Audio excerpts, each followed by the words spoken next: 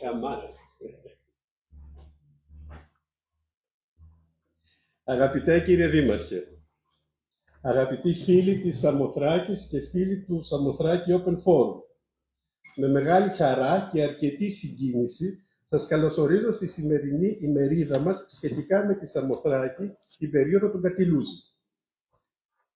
Πρόκειται για μια ισχυρότατη οικογένεια από τη Γένουα, για την οποία ο Άντωνι Λαταρέλ αναφέρει στο βιβλίο του ότι για 4 γενιές οι Γατιλούζοι προχώρησαν σε γάμους με την αυτοκρατορική δυναστεία των Παλαιολόγων, 2 με κόρες αυτοκράτορα, 1 με αυτοκράτορα και 1 με δεσπότη που έγινε αργότερα αυτοκράτορας.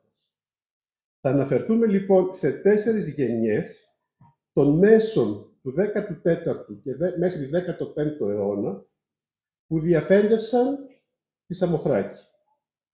4 γενιές από 40 γενιές της χιλιόχρονης βυζαντινής περίοδου που έζησαν στον τόπο αυτό. Τότε που η Σαμοθράκη ονομαζόταν Σαμανδράκιο. Πριν παραφθαρεί το όνομα αυτό κατά την τουρκική κατοχή, στα μέσα του 15ου αιώνα, σε Σεμέντρεκ ή Σεμίντερεκ ή Σάμεντερικ.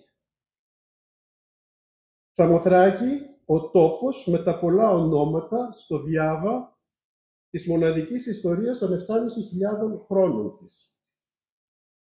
Ας θυμηθούμε ποια είναι αυτά. Ξεκινώντας από τα αρχαιότερα ονόματα της Σαμοθράκης, Λευκοσία, Λευκανία και Λευκονία.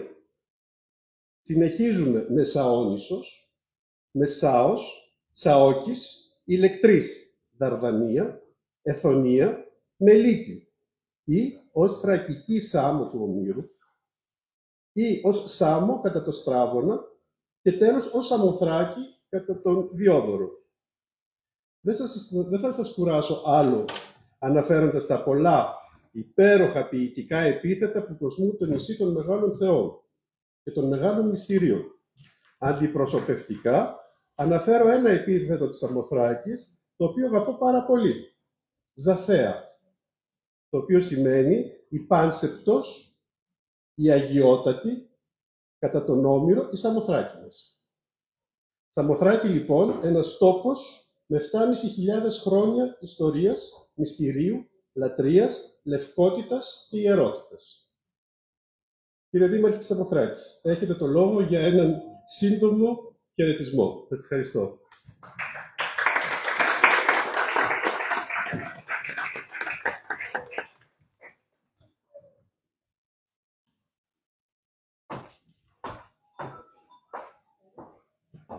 Κυρίες και κύριοι, καλησπέρα και από μένα. Σας υποδεχόμαστε με ιδιαίτερη χαρά.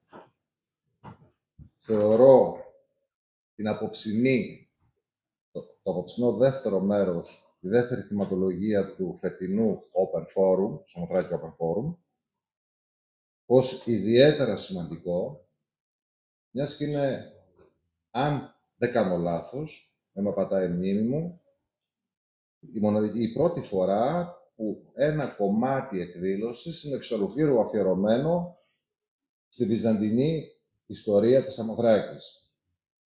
Όταν αναφερόμαστε στη Σαμοθράκη, συνηθίζουμε να μιλούμε για τα μυστήρια των μεγάλων θεών και να αναφερόμαστε σε μια εποχή των ελληνιστικών χρόνων, η οποία τερματίστηκε οριστικά γύρω στον 3ο αιώνα, αν δεν κάνω λάθος, κυρία Κορομιλά.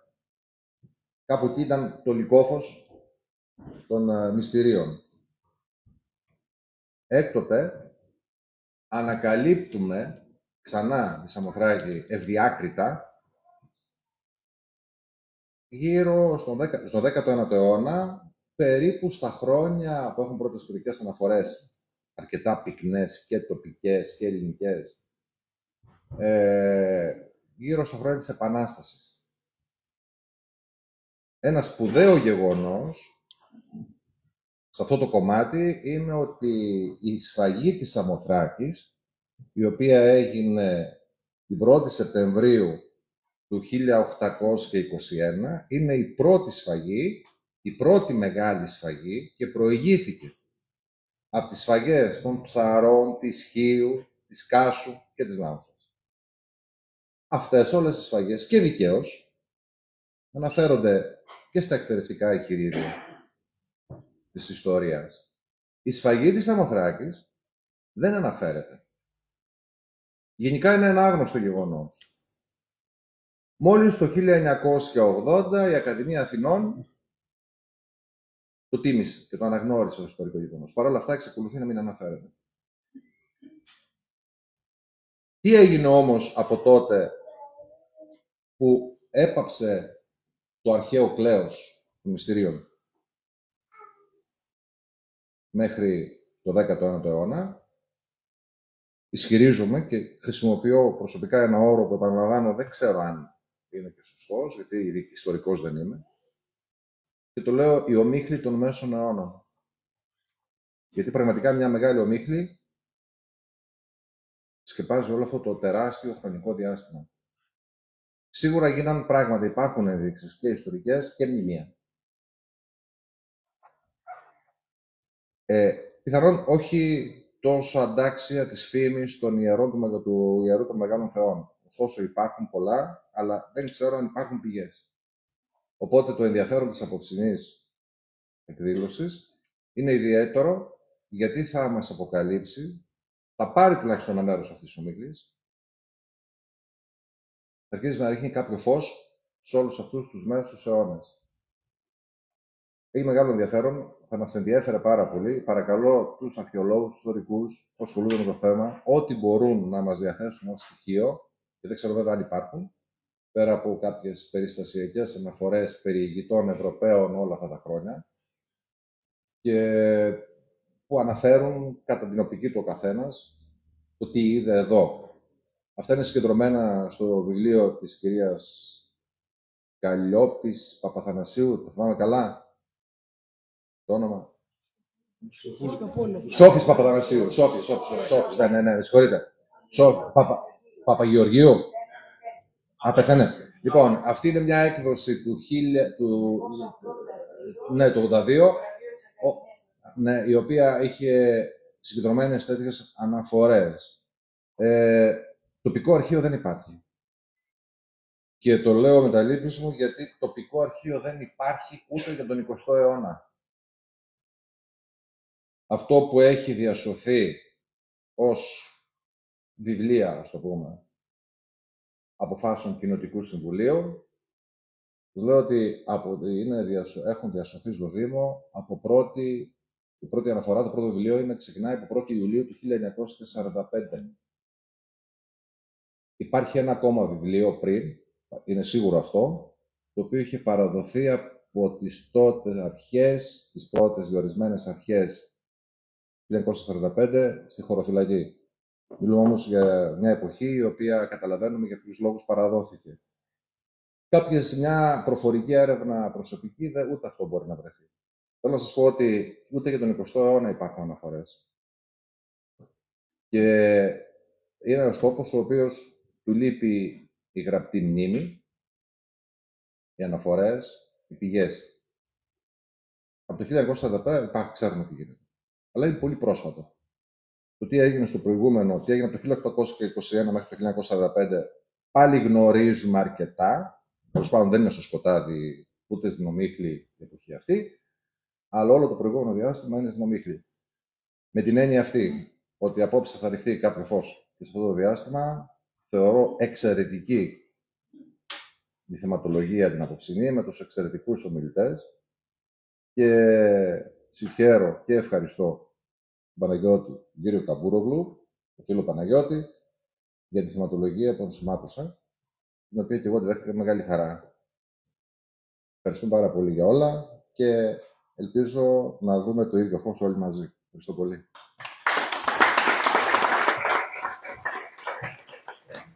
Σας ευχαριστούμε πολύ. Υπάρχει πάρα πολύ γνώση και αρχεία στην Κωνσταντινούπολη. Είμαστε πάρα πολύ χαρούμενοι που θα έχουμε λοιπόν τώρα τον κύριο Παπαθανασίου, ο οποίος έχει κάνει τις ειδικές του έρευνες, με την κεντρική ομιλία του. Θα σας νιώθετε καλησπέρα σας. Λοιπόν, ο κύριος Ευάγγελος Παπαθανασίου έχει την κεντρική ομιλία σήμερα. Είναι αρχαιολόγος του Υπουργείου Πολιτισμού, τμήματάρχης των Βυζαντινών και Μεταβυζαντινών Αρχαιοτήτων και Μουσείων στην Εφορία Αρχαιοτήτων της Περιφέρειας Θεσσαλονίκης. Έχει περπατήσει πάρα πολλά χρόνια, θα μας πει πόσα, τη Σαμοθράκη πάνω κάτω, οπότε τη γνωρίζει, τη Βυζαντινή Σαμοθράκη τη γνωρίζει όσο ελάχιστη. Ίσως και είναι ο μοναδικός που τη γνωρίζει τόσο. Το μικρόφωνο πρέπει να το έχω πιο κοντά, σωστά. Κύριε Παπαθανασίου, έχετε το λόγο. Ευχαριστώ πολύ. Καλησπέρα σας. Σεβασμιότατε, εδεσιμιολογιότατη, κύριε Δήμαρχε, αγαπητοί φίλοι. Είναι πάντοτε μεγάλη τιμή και ευθύνη και καθήκον να παρουσιάζει κανείς νέες πτυχές της έρευνάς του, πρώτα απ' όλα σε αυτούς που ζουν στον ίδιο τόπο και επιμένουν να ζουν, στους απογόνους. Και δεύτερον, βέβαια, στους πολλούς φίλους που ήρθαν από τόσο μακριά για να δουν τα συμπεράσματα των ταπεινών μας κόπων. Με το νησί της Σαμοθράκης, καταρχάς να σας ζητήσω προκαταβολικά συγγνώμη γιατί ενδεχομένως θα σας κουράσω, με το νησί της Σαμοθράκης συνδέεται ο Παλάμεντε Γκατελούζιο, δηλαδή ο Παλαμίδης Γατελούζος ή Γατελούζιος, ο οποίος κάποια στιγμή εμφανίζεται υπό τον κάπως πομπόδι τίτλο «Μέγας Αριστεύς Φιλόπολης Αυθέντης». Ο Παλαμέντε ήταν ιός του Φραντσέσκο Δευτέρου Γατιλούζιο και της Βαλεντίνας Ντόρια, ανιψιάς του Μανουήλ του Δευτέρου Παλαιολόγου, γεννήθηκε στα 1389 και απεβίωσε στα 1455. Ηγεμόνας ή κύριος Αυθέντης της Ένου υπήρξε από τα 1409 και εξής, της Σαμοθράκης από τα 1430 και εξής, τη Σύμβρου από τα 1453 έως τον θάνατό του 2 χρόνια αργότερα. Τρίτη γενεά της γεννοτικής αυτής οικογενείας. Και το Μέγας Κύριος ή Αυθέντης, il Gran Signore του τίτλου, είναι προσωνυμία που το απέδωσε η Βυζαντινή Γραφειοκρατία, άρχον σε αυτόν και σε εταίρους επίσης συγγενείς του, άνδρες και γυναίκες, που βρέθηκαν στη διοίκηση παραχωρημένων τόπων εκ μέρους του Βυζαντινού κράτους και δι' της δυναστείας των Παλαιολόγων, εξ ονόματος των οποίων και ως Λίζιοι αυτών, αλλά και ως συγγενείς των, άσκησαν κυριαρχία. Οι προσδιορισμοί Αριστεύς και Φιλόπολης είναι γατιλουζιακές επινοήσεις. Φιλόπολης ονομάστηκε, παραδείγματος χάριν, ο Άγιος Δημήτριος, διότι αγαπά και σώζει την πόλη του. Όρο που πρωτοσυναντούμε στους αρχαίους Έλληνες τραγικούς, Εσχύλο, Ευρυπίδη αλλά και στον Πλάτωνα. Όρο που στην περίπτωσή μας, όπως θα δούμε παρακάτω, στην περίπτωση του Παλάμεντε, θα μπορούσε να διαθέτει και μια χρειά φιλοουρμπανισμού. Τα των Κατιλούζι είναι λίγο έως πολύ γνωστά. Ο οίκος των Κατιλούζιο, εξελληνισμένα η Γατελούζι ή Κατελούζι, Χατέλης στη Σαμοθράκη, ήταν μια πανίσχυρη γενοατική οικογένεια από την Δημοκρατία της Γένοβας, που κυβέρνησε πολλά νησιά στο Βόρειο Αιγαίο, Λέσβο, Φάσο, Λίμνο, Ήμβρο, Σαμοθράκη, καθώς και την Φώκια της Μικρασιατικής ακτής, όπως και την Ένο της Θρακικής, από το 1355 μέχρι χονδρικά τα μέσα του 15ου αιώνα, την κάθε κτήση βέβαια σε διαφορετικό χρόνο. Μετά την άλωση, κατά το 3ο-4ο του 15ου αιώνα, οι Οθωμανοί τους ξεγύμνωσαν εντός δεκαετίας σταδιακά από όλες τις κτήσεις τους. Βλέπετε, οι Γατελούζοι κυριαρχούσαν στα νησιά του Μπογαζίου, Μποάζου Ανταλαρή, και η συνεχιζόμενη παρουσία τους εκεί έθετε στρατηγικά ζητήματα ασφαλείας για την εμβληματική νέα κτήση και πρωτεύουσα των Οθωμανών την πόλη. Πέραν τούτου, τα νησιά των Στενών έκυντο πάνω στο διάδρομο που ήλεγχε το εμπόριο μεταξύ Αιγαίου και Μαύρης Θαλάσσης. Οι Γατελούζοι ήταν άρχοντες της Λέσβου την περίοδο 1355-1462 και της Ένου την περίοδο 1376-1456, έχοντας πανίσχυρους δεσμούς με την κυβερνόσα δυναστεία των Παλαιολόγων. Για τον λόγο αυτό, στον δικό τους φωλιδωτό θηρεό προστίθεται και συνδυάζονται ο δικέφαλος αετός, το μονόγραμμα των Παλαιολόγων και τα 4 β. Οι φωλίδες προφανώς απεικονίζουν λέπια, αφού το όνομα Γκατιλούζιο θα μπορούσε να μεταφραστεί γατόψαρος. Οι ιδρυτές της οικογένειας ήσαν οι κουρσάροι αδελφοί Φραντσέσκο I και Νικολό, γη του Ντομένικο Γκατελούζιο και τη Σοφρεντίνα Ντόρια, ανεψή του Ομπέρτο Γκατελούζιο. Η στενή σχέση των Κατιλούζη με τους Ντόρια εξηγεί την παρουσία του μονοκέφαλου εστεμένου αετού στα οικόσιμα των Κατιλούζη.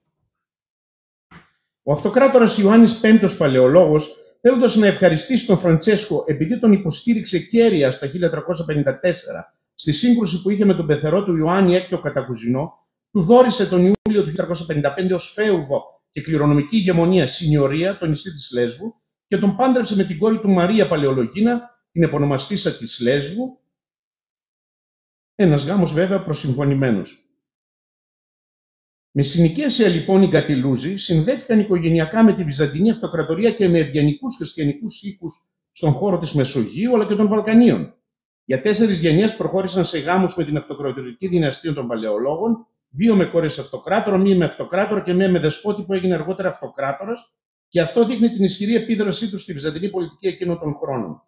Η αρχή της ηγεμονικής παρουσίας των Κατιλούζη στην Ανατολή συμπίπτει με την έναρξη στη μητέρα πατρίδα, στην Γένοβα δηλαδή, της περίοδου που θα ονομαστεί Rinascimento Italiano και τις απαρχές του ουμανισμού Ουμανέσιμο και της ουμανιστικής παιδείας, η οποία περιορίζεται προς το παρόν εντός των αυλών κόρτε των ηγεμονικών και ευγενών οίκων.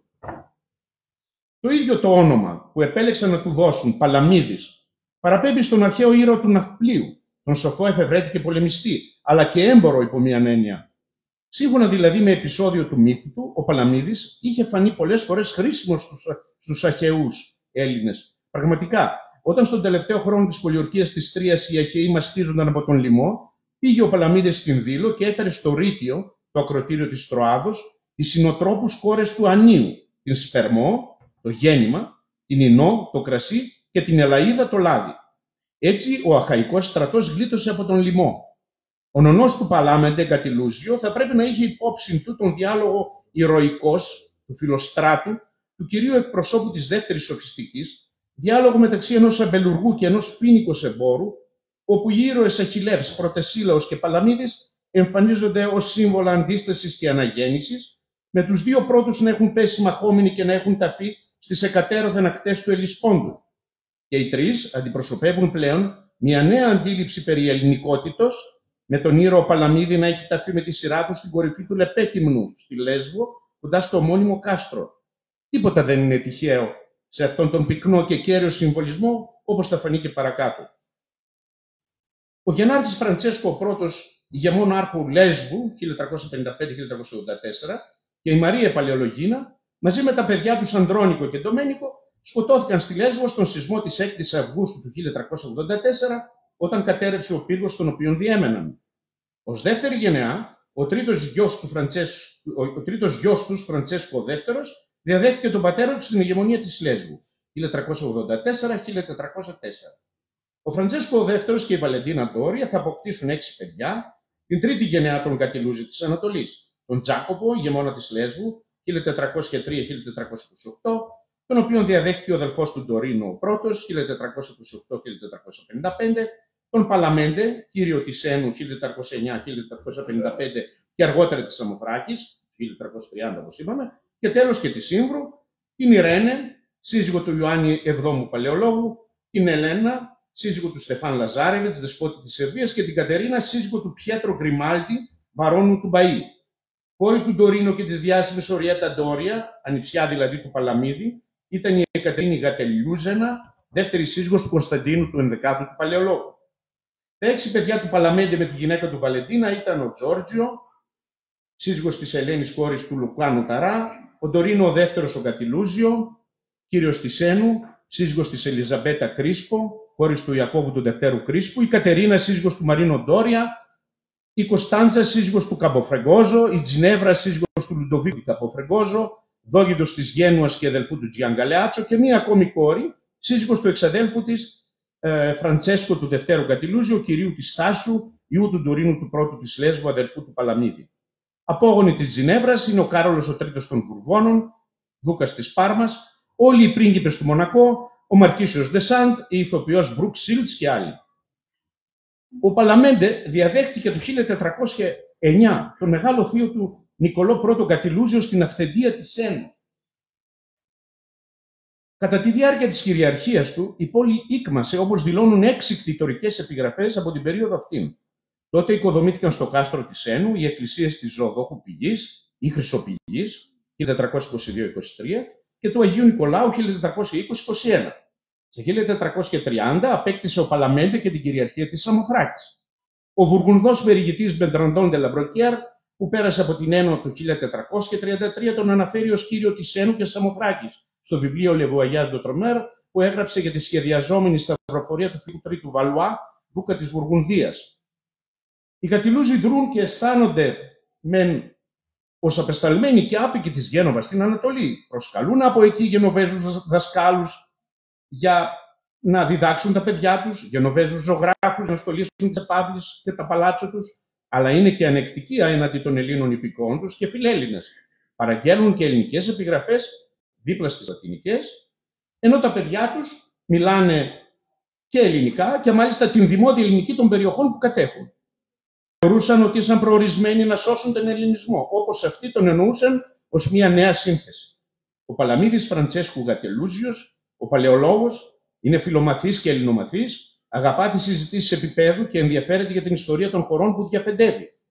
Ο μάγιστρος, δηλαδή ο γραμματικός και φιλόλογος Ιωάννης ο Καναβούτζης, ενίκης μάλλον, εάν σκεφτούμε την επιγραφή του Αγίου Νικολάου του 1420-21, όπου ο κτήτορ είναι κάποιος Αυγουσταρίκης Καναβούτζης, σχολιάζει για χάρη του Παλαμίδη τις πληροφορίες του Διονυσίου Αλικαρνασσέως περί Σαμοθράκης στο έργο του Τελευταίου Ρωμαϊκή Αρχαιολογία και το απευθύνει ένα σύντομο κείμενο υπό μορφή επιστολής και τίτλο Ιωάννου Καναβούτζη του Μαγίστρου προς τον Αυθέντη της Ένου και Σαμοθράκης, με την προσφώνηση. Το υψηλοτάτο και μεγαλοπρεπεστάτο μη Αυθέντη της Ένου και Σαμοθράκης. Το έργο συνιστά σαφώς παραγγελία του Παλαμίδη προς ένα λόγιο τον Ιωάννη Καναβούτζη στην αυλή του αδελφού του Ντορίνου του πρώτου της Λέσβου και πρέπει να ειδωθεί, κατά τη γνώμη μου, ως ένα και καλυμμένο ιδεολογικό μανιφέστο των Κατιλούζη της τρίτης γενεάς. Θυμίζω πως κύριος στόχος του Διονυσίου Αλικαρνασσέως στο έργο του Ρωμαϊκή Αρχαιολογία είναι να συμφιλιώσει τους Έλληνες με το ρωμαϊκό καθεστώς, διωγγώνοντας τυχόν αξιόλογες ιδιότητες των κατακτητών τους, καθώς και επιχειρηματολογώντας με την χρήση αρχαίων πηγών ότι οι Ρωμαίοι ήσαν γνήσιοι απόγονοι των παλαιών Ελλήνων. Στην θέση των Ρωμαίων πια τοποθετήσατε τους Γατιλούζους. Από την Λέσβο οι Γατιλούζοι εξάπλωσαν την ισχύ τους και σε άλλες περιοχές του Αιγαίου, ιδρύοντας αποικίες. Γύρω από αυτούς κινείται ένα ευρύ δίκτυο Γενοβέζων εμπόρων, οι οποίοι εκμεταλλεύονταν τις πλουτοπαραγωγικές πηγές της περιοχής. Στην Φώκια, για παράδειγμα, η οποία κατελήφθη από τον Φραντσέσκο, τον δεύτερο Κατιλούζη ηγεμόνα της Λέσβου το 1402, ήλεγχαν τα μεταλλεία Στυπτηρίας που βρίσκονταν στους λόφους στα ανατολικά της πόλης. Πλην της Στυπτηρίας, η Γένοβα εισήγαγε σιτηρά μέσω της Φώκιας, ενώ το λιμάνι της χρησιμεύε ως διαμετακομιστικός σταθμός εμπορίας της χιώτικης μαστίχας και ακόμη κρασιού και σαπουνιού. Στη Φώκια και εξαιτίας των μεταλλείων Στυπτηρίας της, η γενοβέζικη παρουσία μέσω της οικογένειας Ζακαρία χρονολογείται ήδη από το 1261. Εκεί στην Φώκια, οι Γενουάτες οργανώνουν και μια μεγάλη πανήγυρη. Ο δε Τωρίνος εκδίδει και χρυσά μπουκάτα με το όνομά του. Στύψη εξορίσεται και στη Λέσβο, στα χωριά Βαφιός, Στύψη, Παράκυλα, Μαράτη, Χίδυρα. Ενώ εντυπωσιακά εργαστήρια εμπλουτισμού και επεξεργασίας μεταλλεύματος ανακαλύφθηκαν στα Κοντίτσια και στην Αποθήκα. Στην Χίο, η γενοητική εταιρεία Μαώνα τίθεται υπό την προστασία τους. Στο Βόρειο Αιγαίο ξεχωρίζει η επικία της Ένου με το εμπόριο αλατιού και παστών ιχθείων εκεί.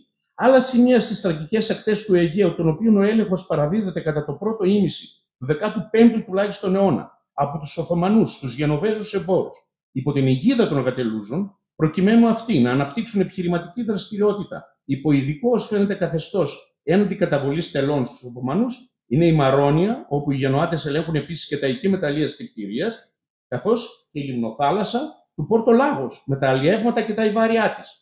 Σύμφωνα με τις βενετσιάνικες πηγές, το 1438 και 39 στο λιμάνι της Μαρόνιας φορτωνόταν Στύψη για να μεταφερθεί στη Βενετία. Τα λατομεία της Στύψης, με έρισμα τις σχετικές μαρτυρίες των περιηγητών καθώς και την τοπική παράδοση, εντοπίστηκαν μετά από επιτόπια έρευνα στο Σαπόρεμα ανατολικά των Σαπών, τουρκικά Τσάπτσιλάρ, Τσάπ είναι η Στύψη.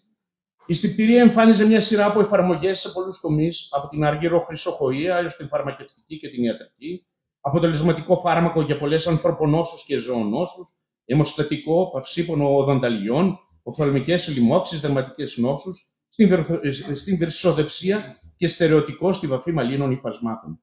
Αλλά ας δούμε πρώτα ποια είναι η εικόνα της οργάνωσης του χώρου στην προγατιλουζιακή Σαμοθράκη. Τι παραλαμβάνω δηλαδή η Γατιλούζη. Σύμφωνα με την Παρτίτιο Ρωμάνια, τα νησιά Μυτιλίνη, Λίμνος, Σκύρος, Πραγκυπώνησα, Κος, Σάμος, Τίνος, Σαμοθράκη, Σαμαντράκιο όπως χαρακτηριστικά αναφέρεται και Χίος, δόθηκαν στο Λατίνο αυτοκράτορα της Κωνσταντινούπολης ως La Secunda Parte Terre Domine Imperatoris. Συγκεκριμένα αναφέρεται στη Λίκετ, Πρικόνησο, Ετκέτερα, Οίκο, Ιστρόβιλος, Σάμος, Ετίνος, Κουμ Σαμαντράκιο. Προφανώς η Σαμοθράκη θα διοικείται τότε από τους δούκες της Καλύπολης, όπως και η Ήμβρος. Η λατινική παρεφθαρμένη ονομασία της νήσου είναι Σάνκτους Μανδράκη και Σαμαντράκιο, αλλά και Μανδράκη, σε πορτολάνους χάρτες και περιηγητές αργότερα. Υπονοείται η λέξη Μανδράκιον, που σημαίνει των ορμίσχων. Η λατινική σύγχυση, ωστόσο, περί την ετυμολογία την εποχή εκείνη προβάλλει και μέσω της εξήγησης που θεωρεί απαραίτητο να δώσει ο Κριστόφορο Μποντελμόντι στο έργο του Liber Insularum Archipelagi 1420, όπου γράφει περί της Μανδράχης. Λείπε την και περί της Μανδράχης την Αϊπίν, ή της λατινικός Clausura Pecudum, δηλαδή η μάνδρα βοηδών, ονομάζεται. Αρκούντος δικείται και έστι προς εργασία να ρίστη, ούμιν αλλά και ισμέλιτος και εγών, πλήθος εφορωτάκι νομίζεται κλπ. Οι μορφωμένοι την ίδια εποχή, Έλληνες και Λατίνοι, σαν τον Καναβούτζη και τον Κυριακό Αγκονίτη, θεωρούν πάλι πως το όνομα της Σαμοθράκης είναι σύνθετο εκ της λέξεως Θράκη και ενός φανταστικού Σάμονος, ονομαστική Σάμον, ναυτικού που δήθεν ξέμεινε στο νησί και το επίκησε. Έως και τις αρχές του 13ου αιώνα, η Σαμοθράκη λογικώς θα εδέχεται επιρροές από την ακμάζουσα Τραϊανούπολη, όπου και η έδρα της Μητροπόλεως της Θρακικής στη Σαμοθράκη Περέας. Κάποια αρχαιολογικά κατάλοιπα συνεπικουρούν αυτή την υπόθεση. Μετά την καταστροφή της Τραϊανουπόλεως υπό το Ιωαννίδη Σκυλογιάννη και την οριστική ερήμωσή της, θα πρέπει ήδη από το 2ο-4ο του 14ου αιώνα ο πόλος επιρροής της νήσου στη Θρακική Περαία να μεταφέρεται στο Διδημότικο. Από την επανάκτησή της από τους Λατίνους έως και την παράδοσή της στους Γατιλούζους τον 15ο αιώνα, την διοίκηση της νήσου θα ασκούσε βυζαντινός κυβερνήτης με τον τίτλο της κεφαλής της νήσου, κατά το παράδειγμα της γειτονικής Λίμνου. Σε καμία περίπτωση δεν διαθέτουμε την Σαμοθράκη την πληθώρα των πληροφοριών που διαθέτουμε για βενετοκρατούμενες περιοχές του Αιγαίου, όπως οι Κυκλάδες κατά το 13ο και 14ο αιώνα. Αυτή η έλλειψη ή η σπάνης γραπτών πηγών περί της Σαμοθράκη κατά το δεύτερο μισό του 14ου, συγκριτικά με τα άλλα νησιά του Βορειοαιγαίου, σημειώνεται πως η Τένεδος για τα ίδια χρόνια αναφέρεται στις πηγές περίπου 60 φορές, δεν σημαίνει αναγκαστικά ότι το νησί ήταν υποδιέστερο σε σπουδαιότητα από τα άλλα για την Κωνσταντινούπολη, παρόλο που δεν διέθετε επαρκές λιμάνι και βρισκόταν εκτός θαλασσιών οδών. Γνωρίζουμε επίσης, βάσει ενός βραχαίου χρονικού, ότι ο αυτοκράτορας Ιωάννης ο Πέμπτος, ο Παλαιολόγος, κουρασμένος από την δίνη του εμφυλίου πολέμου, κατέφυγε τον χειμώνα ή και τον Μάρτιο του 1353 μεταξύ των άλλων σταθμών του και στο νησί. Ο δε Παλαιολόγος έφυγε εν τη Σαμοθράκη, αναφέρει το βραχαίο χρονικό, πριν εισέλθει ένα χρόνο αργότερα, τον Νοέμβριο του 1354, και με τη βοήθεια του Φραντζέσκου του Πρώτου, λοιπόν, μονοκράτορ στην Κωνσταντινούπολη, μετά και τον εξαναγκασμό σε παραίτηση του ανταγωνιστή του Ιωάννη VI Κατακουζινού. Τίποτα δεν μας εμποδίζει, ωστόσο, να θεωρήσουμε ότι ο Ιωάννης ο Πέμπτος δεν υπήρξε μονάχα περαστικός από το νησί, αλλά και παρέμεινε σε αυτό για κάποιο διάστημα μέσα στη χρονιά εκείνη, 1353.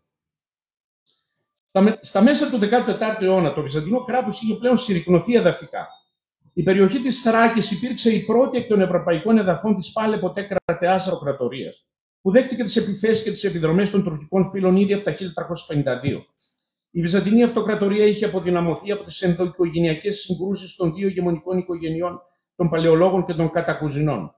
Το πρώτο κάστρο της Θράκης, η κατασυνέπεια της Ευρώπης που έπεσε οριστικώς στα χέρια των Τούρκων, ήταν το της Τζίμπης στα 1352.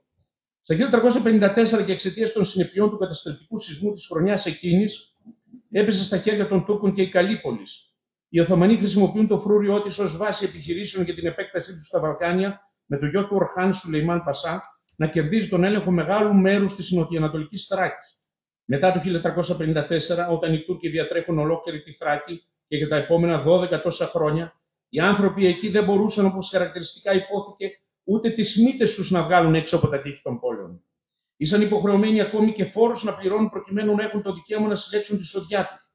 Ως τα 1373, η δράση των ανεξάρτητων Τουρκομάνων Μπέιδων προκαλεί ερήμωση της Θράκης, γεγονός που διευκολύνει την επίκησή της από Τουρκομάνους επίκους εκ Μικράς Ασίας, διαδικασία που είχε ήδη ξεκινήσει από την 6η δεκαετία του 14ου αιώνα.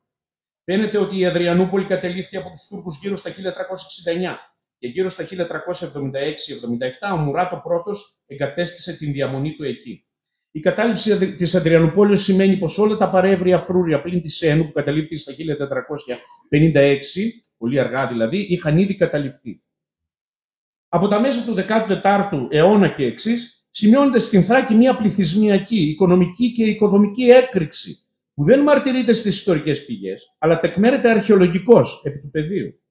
Είναι φυσιολογικό μέρος του κύματος προσφύγων αποτυχημαζόμενοι από τους Τουρκομάνους στη Θράκη να βρίσκει καταφύγιο στην ήρεμη ακόμη Σαμοθράκη ή και να διευθύνεται προς τη Σαμοθράκη, από την κεντρική διοίκηση ενώ, και σε άλλα νησιά.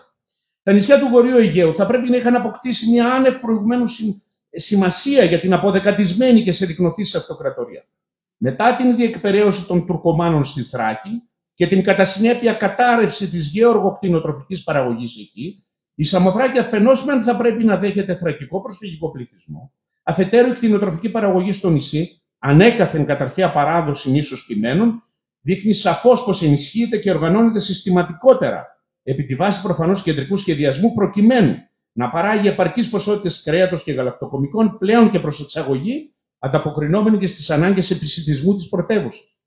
Η Σαμοθράκη, αλλά πιθανότατα και η Ήμβρος, όπου επίσης διασώζεται η παράδοση του κεφαλομανδρίου, καθίστανται βασικές επισιτιστικές περιοχές της Κωνσταντινούπολεως, κατά το παράδειγμα της σπουδαιότητας της Χαλκιδικής για την πόλη της Θεσσαλονίκης μετά την 8η δεκαετία του 14ου αιώνα και δι της περιοχής Καλαμαρίας και μετά το 1383 της νήσου της Κασάνδρας.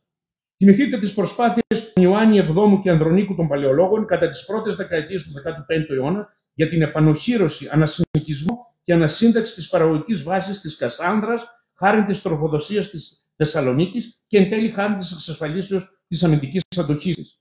Ο θεσμός κεφαλομάνδρη είναι η μονάδα μέτρησης της έκτασης, η οποία αναλογεί σε 100 ελεύθερα βοσκούμενα ζώα. Φυσικά, άλλη έκταση έχει ένα κεφάλι μανδρί στον κάμπο, άλλη στο βουνό, άλλη στην πλαγιά. Ένα σύγχρονο κεφαλομάνδρη στη Σαμοθράκη μετράει σε μια επίπεδη περιοχή περί τα 70 με 80 στρέμματα, ενώ σε μια χέρσα γη πάνω σε ένα ραχώνι μετράει περίπου 150 στρέμματα.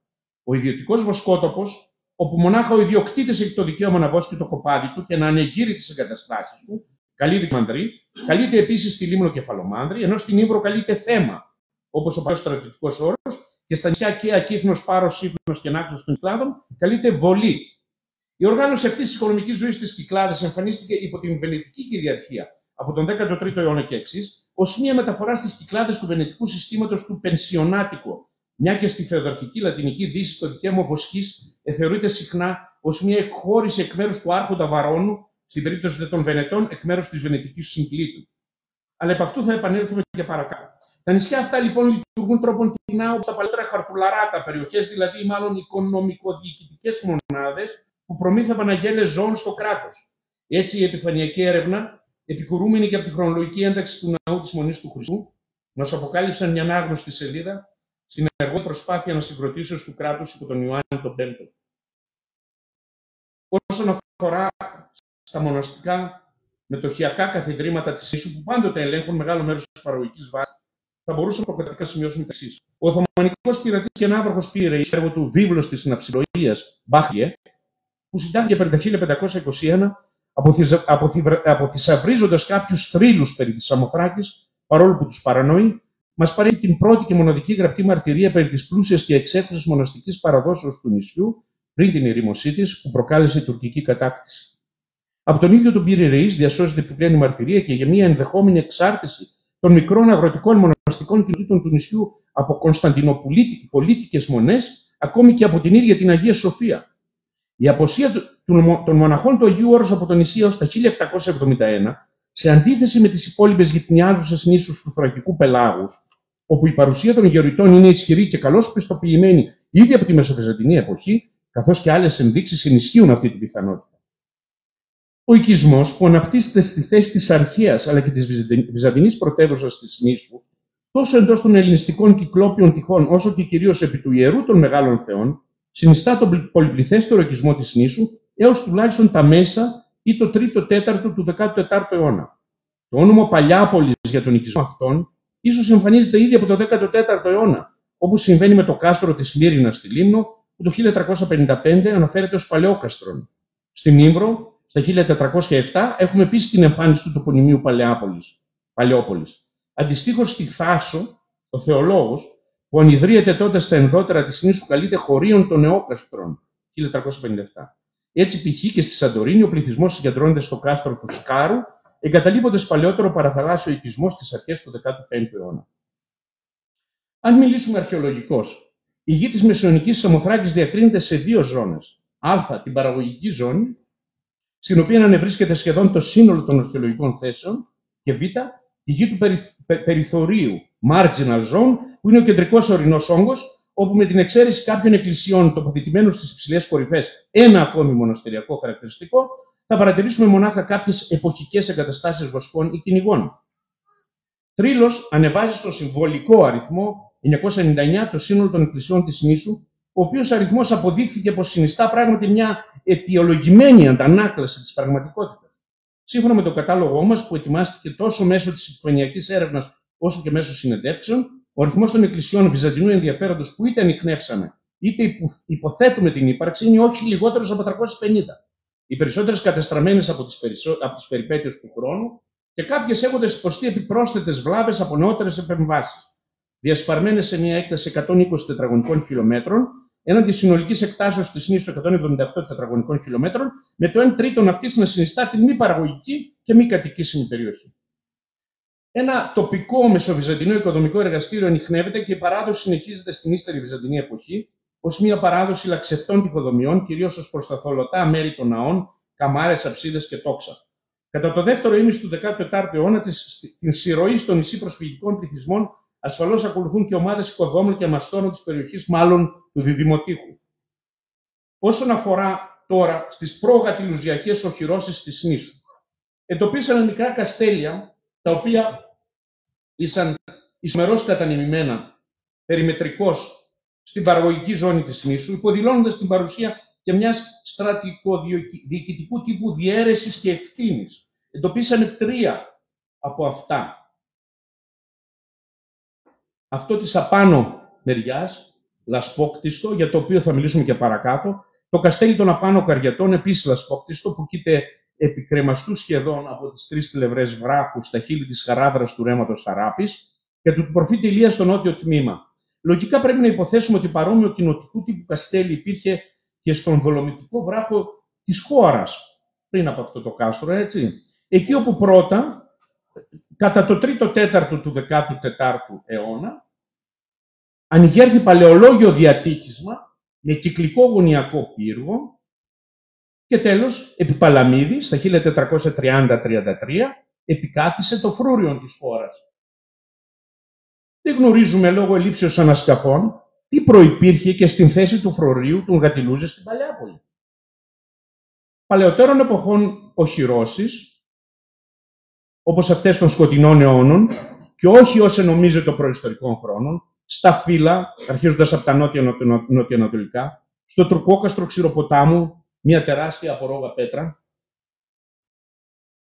κάτω από τις σαμοθρακίτικες κορυφές, διαθέτουσα μόνη πρόσβαση και κεραμική διαφόρων επ' εποχών, στην πέτρα πέτα της Αγιαννένης, και σε αυτή πάνω από τον βασιλικό, κατασκευασμένες κυρίως ξηρολιθικά, θα συντηρούνται κατά καιρούς και δεν θα είχαν εγκαταλειφθεί. Επιπλέον το παλαιοκάστελο διαστάσεων 35-25 στην κορυφή του κονοειδούς υψώματος Αυγερινός, στα βόρεια του κάστρου της χώρας, σε απόσταση μόλις 1600 μέτρα από αυτό, και πάνω από τη Μεσημονική Οδό που συνέδεε την Παλιάπολη και το εκεί φρούριο των Κατιλούζη με τη χώρα και κατά συνέπεια με το νότιο τμήμα της νήσου. Η θέση στο παλαιοκάστελο εμφανίζει και παλαιολόγιο κεραμική. Η εγκύτητά του με τον βράχο επί του οποίου ανηγέρθη το γατιλουζιακό κάστρο της χώρας και με την ίδια τη χώρα προκαλεί ενδιαφέροντες προβληματισμούς περί των απαρχών της κατοίκησης στη χώρα και του προγατιλουζιακού παρελθόντος της, τόσο αυτής όσο και του κάστρου της. Όλες αυτές οι πρώτων γατιλούζοι οχυρώσεις, περίπου 10, θα διετίθετο για καταφυγή και άμυνα στις περιπτώσεις παροδικών επιδρομών. Και βέβαια, ας μην ξεχνάμε ποτέ πως η κύρια φυσική οχύρωση της νήσου προς διάσωση του πληθυσμού της είναι το ίδιο το μεγαλοπρεπές, δύσβατο και απρόσιτο στους αμύητους όρους της. Οι κάτοικοι σε παρόμοιες περιπτώσεις έβρισκαν καταφύγιο σε φυσικώς οχυρές και προεπιλεγμένες θέσεις και δυσπρόσιτα σπήλαια που προσφέρουν τα κακοτάχαλα και απότομα σαμοθρακίτικα βουνά και συνιστούν διαχρονικά καταφύγια. Στο ως άνω πλαίσιο, η επιφανειακή έρευνα που διενεργήσαμε απέδειξε την ύπαρξη των εξής τύπων γενικής εγκατάστασης που συνιστούν και το μοντέλο οργάνωσης εντός της παραγωγικής ζώνης, της απλωμένης πέριξης της περιφερειακής ζώνης του κεντρικού ορεινού πυρήνους. Τους τύπους αυτούς της προγατιλουζιακής διακοινωτικής οργάνωσης του χώρου στη Μεσογειακή Σαμοθράκη θα διερευνήσουμε στο παράδειγμα του ανατολικού τμήματος της νήσου αυτό της απάνω μεριάς. Πρώτον, εγκαταστάσεις μοναστηριακού ή μετοχιακού τύπου, που κατά κύριο λόγο αντιστοιχούν στην πλέον παιδινή και γόνιμη γη, στα χωράφια και στον κάμπο, κοντά στη θάλασσα. Σε αυτή την παραθαλάσσια ζώνη εκτάσεως 15.000-18.000 στρεμμάτων, καλλιεργούνται δημητριακά και ελαιόδεντρα έως την ισοϊψή καμπύλη των 50 μέτρων. Το σύνολο αυτής της περιοχής υπήρξε ως το 1965 μοναστηριακή ιδιοκτησία. Τα μοναστικά ιδρύματα της Σαμοθράκης φαίνεται πως ήσαν μετόχια Κωνσταντινοπολίτικων μονών. Στην οικονομία της υποζώνης αυτής θεωρώ πως εντάσσεται και ο παράλιος πύργος του Φωνιά. Ακολουθεί δεύτερον στο κέντρο περίπου της παραγωγικής ζώνης, γύρω από την ισοϊψή των 100 μέτρων, η ανάπτυξη μιας ανοιχτής μορφής οικισμού, μικτής θα λέγαμε γεωργικής και κτηνοτροφικής βάσεως, που χαρακτηρίζεται από τη συγκέντρωση μικρών, ιδιωτικών μικρών κτημάτων ή κηποπεριβολίων. Το καθένα περιλαμβάνει μια παραδοσιακή σαμοθρακίτικη αγρικία, περιτριγυρισμένη από περιβόλια και το δικό του μικρό μονόχωρο άνευ να'ρθικος ναΐδριο, γύρω από και σε αναφορά με ένα καστέλι. Τα παραδείγματα είναι από την απάνω μεριά. Έτσι.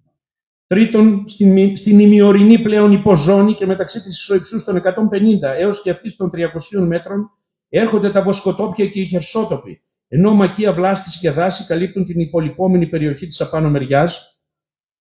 Εδώ, στους λαγώνες των βουνών και με μονάδα εδαφική και οικονομική που αντιστοιχεί συνήθως σε ένα κεφαλομάνδρι, συναντούμε μικρές εγκαταστάσεις καθαρά και χαγιάδικες στη βάση του γένους, κλάν, με 5-10 οικίες συγγενών, ναό με να'ρθικα και νεκροταφείο πέριξ αυτού των 20 έως 50 το πολύ ταφών. Στο έδαφος του μισού σχεδόν αριθμού των εντοπιζόμενων ταφών σχηματίζεται με βίσαλα ένα όπους ψέουντος-πικάτουμ, το οποίο στις περισσότερες των περιπτώσεων θα μπορούσε να ερμηνευτεί ως το δένδρο της ζωής. Με την έναρξη διακυβέρνησης της νήσου από τον Παλαμίδη, ξεκινάει η διαδικασία συγκέντρωσης του πληθυσμού της νήσου στο νεότακτο οικισμό της χώρας. Ένα φαινόμενο που παρατηρείται γενικώς στο Αιγαίο από νωρίτερα, τα μέσα ή τα τέλη του 14ου αιώνα και που συνήθως αποδίδεται σε λόγους ασφαλείας.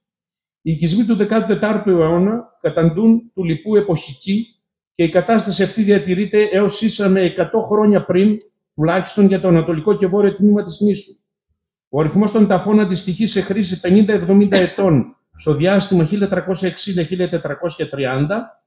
οπότε και εγκαινιάζονται τα οικιστικά προγράμματα των Κατιλούζι, αφού ήρθαν από το 1430 και μετά. Του Παλαμίδη δηλαδή. Οι κεχαγιάδικοι αυτοί πληθυσμοί σε περίπτωση ανάγκης διαθέτουν άμεση πρόσβαση στα απόρθητα φυσικά οχυρά των Σαμοθρακίτικων βουνών. Οι οικισμοί αυτοί στη βάση του γένους, clan settlements, ή οικισμοί τύπου Α, όπως τους ονομάσαμε, ή ο τύπος του μικρού οικισμού, ανεβρίσκονται πάνω σε ραχώνια ή λοφοσυρές που εκτείνονται κατά μήκος του ρέματος δύο παράλληλων χυμάρων που τα ορίζουν εκατέρωθεν, ξεκινώντας από τη ρίζα του βουνού και απολύγοντας σταδιακά προς την παραλία. Μια πλατιά ξερή αλλά δασωμένη κήτη επίσης, που τοπικώς καλείται κοιτάδα, μπορεί επίσης να φιλοξενήσει έναν τέτοιο οικισμό τύπου Α. Ο οικισμός αποτελείται από 4 έως 10 σπίτια, ελεύθερα χωροφετημένα σε διάφορα σημεία, κυρίως στην οφρή και στη ραχοκοκαλιά του ραχωνίου. Σε προέχοντα σημεία πάνω σε διαμορφωμένα πλατώματα χτίζονται μία και σπανίως δύο ενοριακές εκκλησίες της προαναφερθήσας τρίτης κατηγορίας, σε κοντινή απόσταση από τον οικισμό, μονόχωρες, καμαροσκεπείς, με να'ρθικα προσκεκολλημένο στη δυτική πλευρά κατά κανόνα και μερικές φορές και εξωνάρθικα. Μία ανοιχτή στο άπρο στήθεται στη μακρά πλευρά, αυτή που αντικρίζει στην θέα. Δεν υπάρχει εκκλησία χωρίς έναν περίβολο από ξερολιθιά που περικλείει μια ναυλή στα δυτικά και το νεκροταφείο. Δεν υπάρχει γενικά ναός στην ελληνική ιστορία από αρχαιοτό των χρόνων που να μην έχει το ιερό περίβολο. Πολύ συχνά, που να ξεχωρίζει το όσιο από το ανώσιο, τον φας από τον έφας. Πολύ συχνά σε μια αίσθηση νημιακότητας, λίθινη κλίμακα οδηγεί στο πλάτωμα της εκκλησίας. Ένας τέταρτος τύπος εγκατάστασης πιο σφιχτής και πιο κοντά στα κλασικά χαρακτηριστικά του οικισμού χωρίου, με κτηνοτροφικά και χαγιάδικα κυρίως χαρακτηριστικά, έστω ο οικισμός τύπου Β, ο τύπος του εκτεταμένου οικισμού, δεν είναι τίποτα άλλο παρά μια προσθήκη κατά παράταξη εν σειρά 2-4 ή ακόμη περισσότερων μικροτέρων οικισμών τύπου Α. Κατά συνέπεια, αναμένεται ένας οικισμός τύπου Β να περιλαμβάνει 2-4 ναούς. Ο τύπος αυτός αναπτύσσεται σε 8 επιλεγμένες θέσεις κουβουλιού από ανατολικά προς δυτικά. Φωνιάς, Χριστός, Βασιλικός Ανεβάντσα, το 4, μάλλον Αλόνια, μάλλον Ξηροπόταμο, Προφήτη Ηλίας, Πουρνιάς. Αρμονικά ισοκατανεμημένες πέριξ της νήσου, στις άκρες της παραγωγικής ζώνης, στους πρόποδες των βουνών, σε ζώνες όπου κυριαρχεί η οικονομία της Σέγας και ενδέχεται τώρα να φτάσει σε έκταση και τα 1800 στρέμματα. Οι οικισμοί τύπου Β συνιστούν στην πραγματικότητα συνενώσεις και συμπλησιασμοί επιμέρους ημιανεξάρτητων οικιστικών συνόλων ή γειτονιών, γενών ή πατριών, κτηνοτρόφων, κατά το σύστημα των μανιάτικων οικισμών, η κάθε μια εκ των οποίων διαθέτει τον δικό της ξηρολιθικό περίβολο.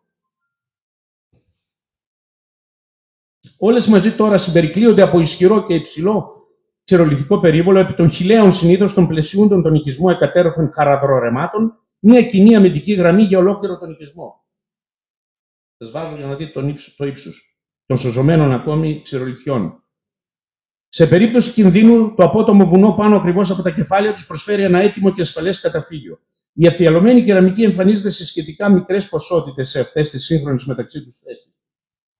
Ο κυρίαρχος τύπος, ωστόσο, που επαναλαμβάνεται συνεχώς και επίμονα είναι ο λεγόμενος Zevchipus derivatives, ο οποίος μπορεί να χρονολογηθεί εντός μιας μακράς περίοδου από το δεύτερο μισό του 13ου έως τα τέλη του 14ου αιώνα. Ένας οικισμός τύπου Β είναι και αυτός που αναπτύσσεται στο πεδίο μπροστά και βορείως από τη Μονή του Χριστού, εκτάσεως 220 περίπου στρεμμάτων. Ίσως να λεγόταν Κορδαλής ή Γαρδελής. Γαρδέλη είναι η Καρδερίνα. Πέραν πάσης αμφιβολίας, η γη στην οποία οι άνθρωποι αυτοί κατοικούσαν και στην οποία ξεδίπλωναν τις δραστηριότητές τους ανήκε στο μοναστήρι, στη Μονή του Χριστού. Η πιθανότητα οι άνθρωποι αυτοί να είχαν το καθεστώς παροίκου ή προσκαθημένου της Μονής δεν επηρεάζει την οικιστική και κοινωνική της οργάνωση. Η χρονολόγηση της Εκκλησίας του Χριστού με τη χρήση της παραδοσιακής συγκριτικής μεθόδου αποδείχθηκε μια εύκολη υπόθεση. Έτσι, ο κυρίως ναός χρονολογείται γύρω στα μέσα του 14ου αιώνα, ενώ ο Νάρθικας προσθέθηκε στην επόμενη γενεά στο τελευταίο τέταρτο του 14ου αιώνα. Πριν την επέμβαση της αναστήλωσης και το σχέδιο που είχα βγάλει εγώ, το σχέδιο που έβγαλα μετά την αναστήλωση. Ο οικισμός στο Χριστό περιβάλλεται από τις τρεις πλευρές, πλην αυτής της προς το όρος, από ογκώδη και υψηλό ξηρολιθικό μαντρότυπο, όπως είπαμε, η πορεία του οποίου ακολουθεί τα χείλη των χαροδρορεμάτων. Εντός του γενικού αυτού περιβόλου, η έκταση της πλαγιάς έχει διαμορφωθεί με τη βοήθεια χθαμαλωτέρων περιβόλων σε 4 τρόποντινά ενορίες, με κέντρο αναφορά της καθεμιάς στον αντίστοιχο ναό. Βλέπετε τους ναούς ΑΒ, Γ, Δ, και εδώ το καθολικό της Μονής Χριστού και άλλοι 4 ενορίες, οι ναοριακοί ναοί που υπάρχουν εκεί. Εκ των 4 ενοριακών ναών, οι 2 φέρουν και Νάρθηκα, χαρακτηριστικό συνδεόμενο στο νησί με περιβάλλον το ναό και μυτήριο. Εδώ τοπογραφήσαμε το νοτιοανατολικό τμήμα του οικισμού, γύρω από τη Μονή του Χριστού, τμήμα το οποίο προφανώς αντιστοιχεί στο μεγαλύτερο μέρος της μίας μόνον εκ των 4 ενοριών, την ενορία Γ, στην περιοχή εγκατάστασης ενός γένους, κλάν, περί το 1 έκτον του συνόλου του οικισμού. Βλέπετε εδώ. Η τοπογράφηση, η εκκλησία είναι εδώ, κάτω. Τα μόβ είναι οι οικίες, τα κίτρινα είναι οι δρόμοι.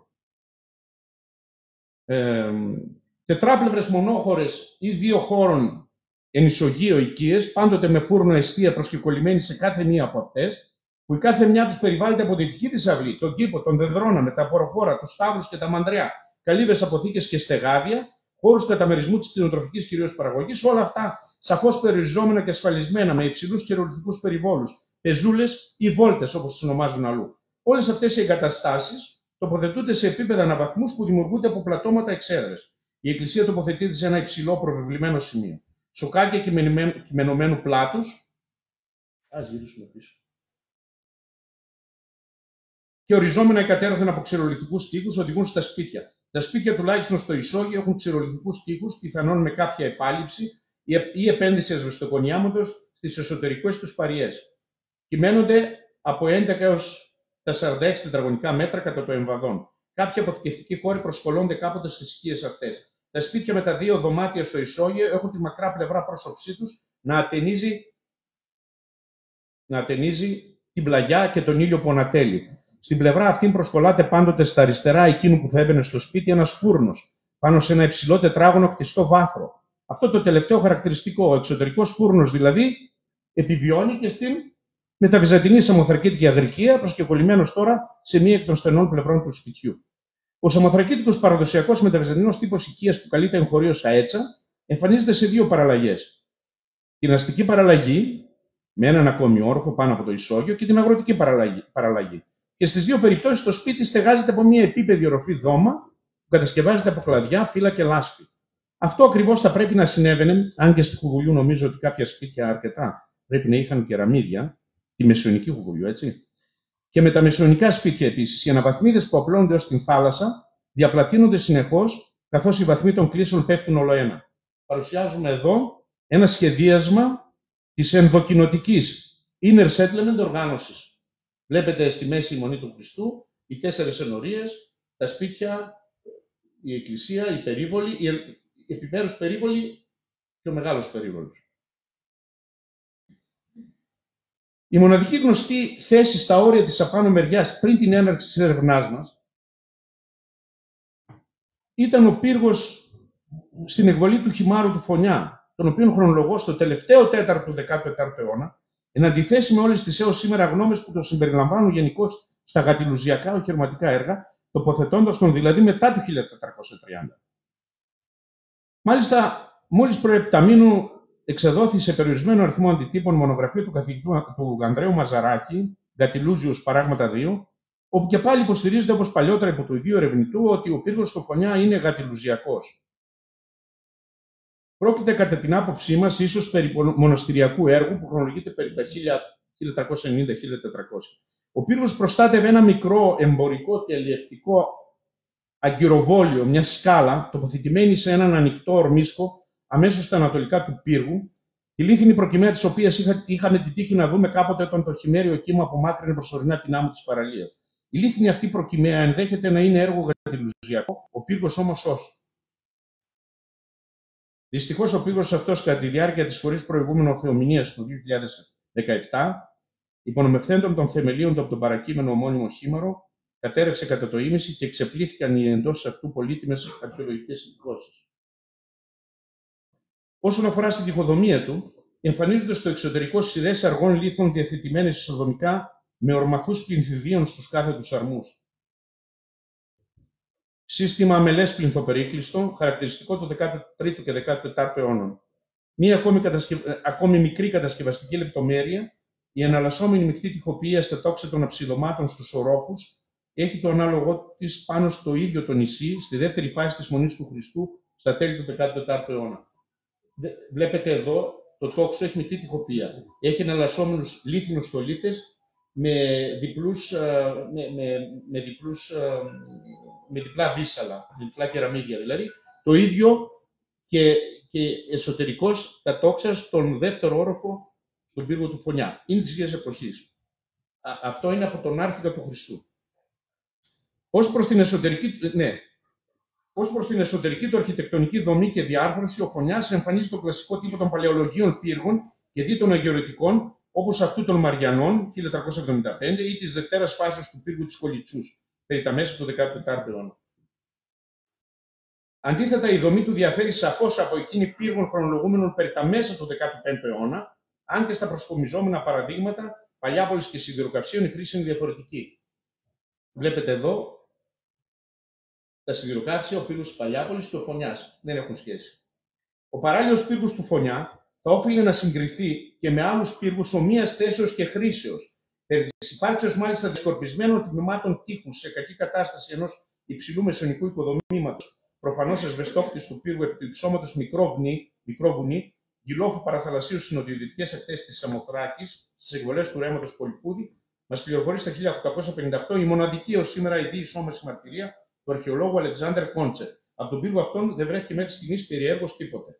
Παρόμοια επιθαλάσσιοι πύργοι, όπως ο του Φωνιά και ο του Μικρού Βουνίου, υφίστανται και αλλού στο Βόρειο Αιγαίο. Παραδείγματος χάρη στην Ήμβρο, συναντούμε δύο πύργους στην νότια παραλία της νήσου, τον δυτικό της Αλικής του Κέφαλου και τον του ομονίμου οικισμού πύργου Σκηνουδίου στον κάβο της Αγίας Άνης. Στη Λίμνο αρκετούς, όπως αυτόν στο Πλατή, στο Μούρτζουφλο, στο Μικρό Καστέλι και στη Σκάλα. Γνωστός είναι επίσης στην αυτή του Πριναρίου ο λεγόμενος πύργος της Απολωνίας, το Σταλανέσιον του Αρσενίου Τζαμπλάκωνος, 2ο-4ο-14ο αιώνα. Ο επιθαλάσσιος αυτός πύργος του Σταλανεσίου, πέραν της συγκρίσεώς του με αυτόν του Φωνιά, μπορεί κάλλιστα να συγκριθεί ως προς την τοιχοδομία του με τις λεπτές ζώνες των πλήνθων, βλέπετε εδώ κάτω, με τον κυκλικό πύργο του προγατιλουζιακού παλαιολογίου διατυχίσματος στο κάστρο της χώρας, με τον οποίο φαίνεται πως είναι πάνω κάτω σύγχρονος. Το διατύχισμα αυτό στο δολομητικό βράχο της χώρας, καθώς και ο πύργος της εκβολές του Φωνιά, είναι και τα δύο μεγάλης, ας πούμε, πνοής παλαιολόγια και προγατιλουζιακά οχερματικά έργα στο νησί. Το πρώτο δημόσιο, ο πύργος δηλαδή στη χώρα, το άλλο στο Φωνιά ιδιωτικό, μοναστηριακό.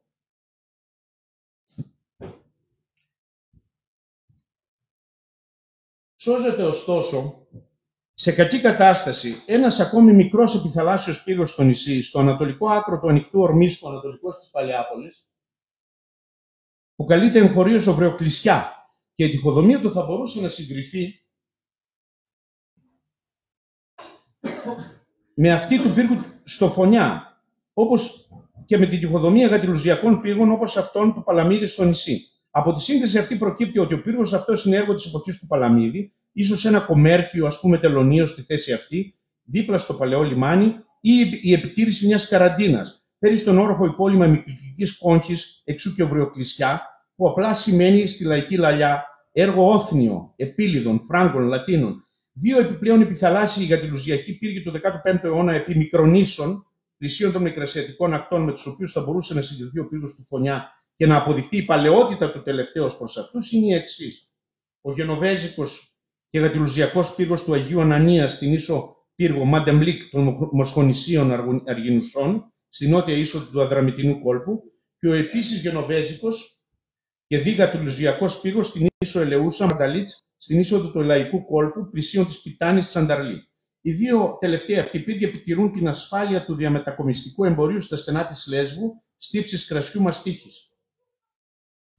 Η Σαμοθράκη παραχωρείται στην οικογένεια των Γενοβέζων Κατιλούζη και δι στον Παλαμίδη στα 1430 και αυτοί την κρατούν ως τα 1456 πριν πέσει στα χέρια των Οθωμανών, οριστικά από το 1459 και εξής.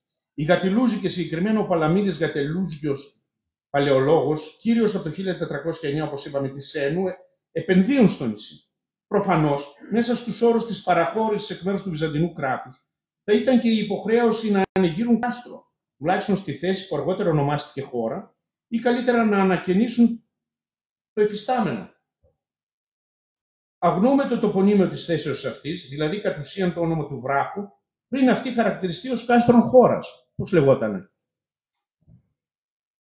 Ο Παλαμίδης ή ο αντιπρόσωπός του και καστελάνος του στο νησί, στην περίπτωσή μας ο Ιωάννης Λάσκαρης, προπαλάμεντε κατά Λούζιο Πρεφέκτουμ, κατά τη μαρτυρία του Κυριακού Αγκονίτη, καταπιάνεται αμέσως στο έργο και επί του δολομητικού βράχου, δεν είναι όλο Παλαμίδη συνέχεια στο νησί, ο κατελάνος του έκανε τα έργα, ο καστελάνος του, όπου θα πρέπει να συνάντησε, όπως ήδη προαναφέραμε, η φυστάμενη προγατιλουζιακή παλαιολόγια οχύρωση με κύριο γνώριμά της στον κυκλικό γωνιακό πύργο. Ανοιγείρει νέο κάστρο Φρούριο, λοιπόν. Είναι την ίδια πάνω κάτω εποχή που και ο Δημήτριος Παλαιολόγος ανοίγειρε το κάστρο του Κότσινα στη Λίμνο. Το πρώτο έργο του Παλαμίδη στη Σαμοθράκη είναι, ως φαίνεται, η κατασκευή ενός εσωτερικού περιβόλου, το μέσα δηλαδή, ενός ντονζόν, στην υφιστάμενη επί του βράχου διατυχισματική παλαιολόγια οχύρωση, ή μάλλον η ανακαίνιση ενός προϋπάρχοντος εσωτερικού περιβόλου στο παλαιολόγιο αυτό Φρούριο. Πράγματι, από τα 1430 έως τις 26 Μαρτίου του 1431, ανοιγείρεται ο εσωτερικός περίβολος, κύριο γνώρισμα του οποίου είναι ο κεντρικός προβάλλων ορθογώνιος πύργος.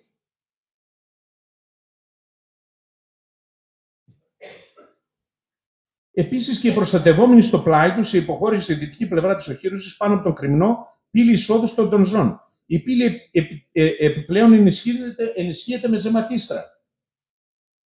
Πίσω από τον εσωτερικό περίβολο, στο πλάτωμα του βράχου, ανεκκαινίζονται, μάλλον παρά κατασκευάζονται εξ αρχής, δύο κινστέρνες. Μαρμάρινη κτητορική επιγραφή λατινιστή μεταθυρεών εντυχίζεται στην πρόσωψη του πύργου αυτού στο ύψος του πρώτου ορόφου.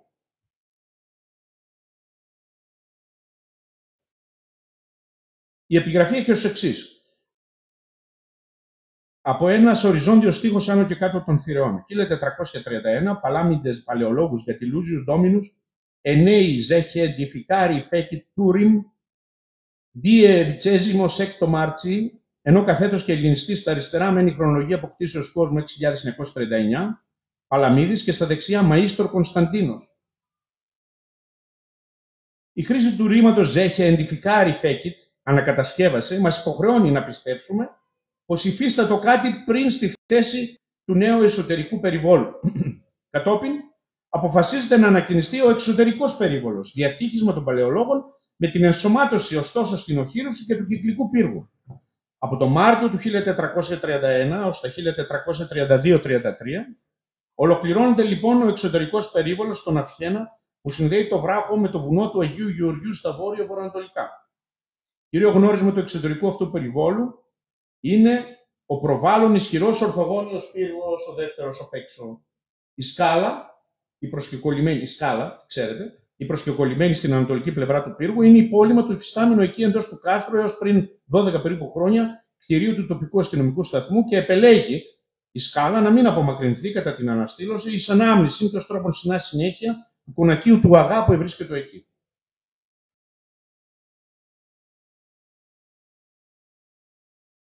Βλέπετε τώρα αυτόν τον ισχυρό πύργο, τον εξωτερικό, με την κρίνη και την επιγραφή δίπλα στη σκάλα. Ο πύργος, αρχικά τριόροφος με θυπογείου, φέρει τοξοφυρίδες, ενώ το υπόγειο διαμορφώνεται σε καμαροσκεπή δεξαμενή της κρίνης, που το τύμπανό της ενσωματώνεται σε αψίδωμα διανοιγόμενο από της ανατολικής πλευράς του πύργου. Πάνω από το ελαφρώς οξυκόρυφο, καθώς ταιριάζει στην εποχή δίχρωμο λίθινο τόξο εναλλασσόμενων θολιτών της κρίνης, της μόνης και κύριας αρχικά κρίνης του οικισμού που επί τουρκοκρατίας ονομάστηκε χώρα, και τότε ιδρύεται για πρώτη φορά, από το 1430 και εξής, ως όπιντουμ από τον Παλαμίδη, όπως θα δούμε παρακάτω, τέθηκε η μαρμάρινη πλάκα, πάνω από εδώ δηλαδή, από την κρίνη, η μαρμάρινη πλάκα της κτητορικής επιγραφής του νέου αυτού οικοδομικού προγράμματος, ελληνιστή, με τους θηρεούς, τον αυτοκρατορικό με το δικέφαλο, του μονογράμματος των παλαιολόγων, των Γατιλούζι παλαιολόγων και των Ντόρια.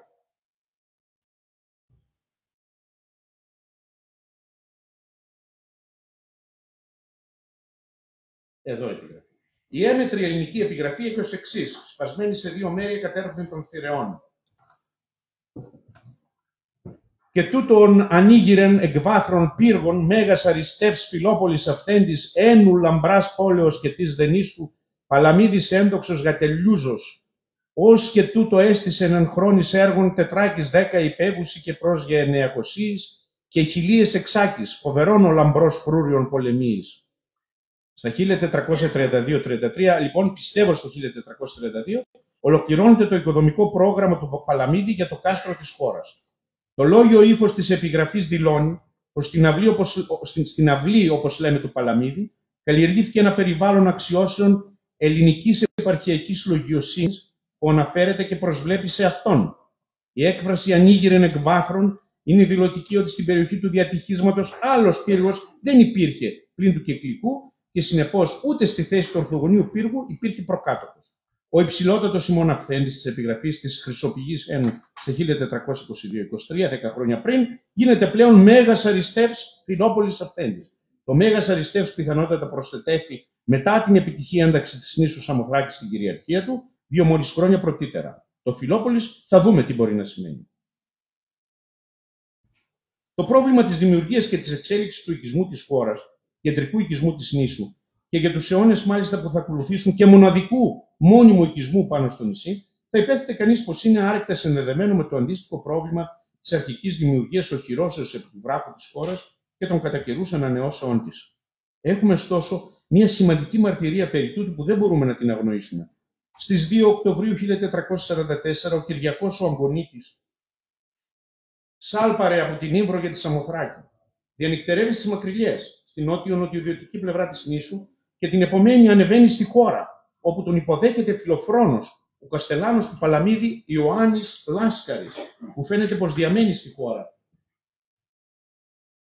Από τη διοίκηση του Κυριακού μαθαίνουμε τα εξής: ότι την κορυφή του Σάος, ονόματι Αγία Σοφία, την θεωρούσαν την υψηλότερη κορυφή του βουνού και την ήξεραν ως Αγία Σοφία από τότε. Ότι η χώρα είναι Novum Oppidum, νέα πολύχνη πόλισμα, δηλαδή δημιουργία του Παλαμίδη, ο οποίος την ίδρυσε. Ότι την Παλαιοάπολη την έλεγαν ήδη από τότε Παλαιάπολη. Χωρίς να εξαρτάται το προσωνύμιο αυτό και να συνδέεται με τα τεκτενόμενα στη χώρα. Ότι στο Novum Oppidum του Παλαμίδη υπήρχε κάτι που χαρακτηρίζεται κάψουλα δηλαδή. Και αυτό είτε είναι η ίδια η Ακρόπολης, δηλαδή το κάστρο της χώρας, οπότε έχουμε ίσως και το παλαιό όνομά της, που ξεχάστηκε, είτε είναι το κτίριο της φυλακής απλώς του κάστρου αυτού. Ότι υπήρχε μάλλον στην Παλαιάπολη ναός του Αγίου Δημητρίου, ίσως ένας εξ όσων εξαφάνισαν οι παλαιοί κλασικοί ανασκαφείς. Ότι υπήρχε τοπονύμιο παρά τη θάλασσα Βασιλικός Κήπος, που εξηγεί το σημερινό τοπονύμιο Βασιλικός στα ανατολικά της Παλαιάπολης, όπου εκτεταμένος οικισμός τύπου Β. Φαντάζομαι ότι δεν αναφέρεται στον κήπο, στο ανατολικό, στο εντελώς νότιος μέρος του νησιού, αλλά αναφέρεται στο Βασιλικό. Βασιλικός Κήπος. Ποιου βασιλιά? Βυζαντινού βασιλιά? Ή έχουμε κανέναν ελληνιστικό βασιλιά?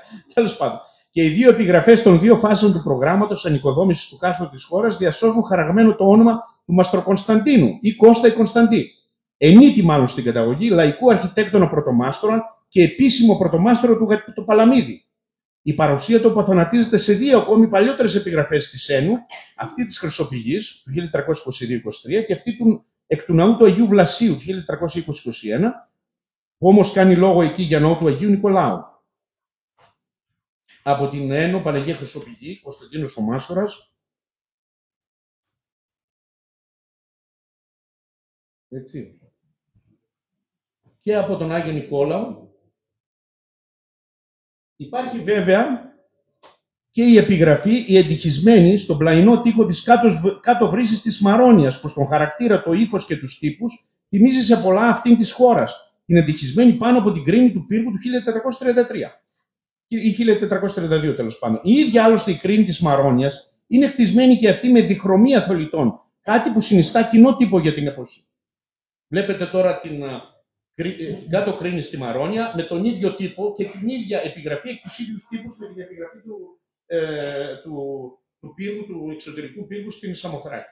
Λοιπόν, βλέπετε εκεί, πάλι λέει για υπέβουση προς γενιακοσία στοιχείλης εξάκης χρόνους, δηλαδή με αρχαϊκό τρόπο.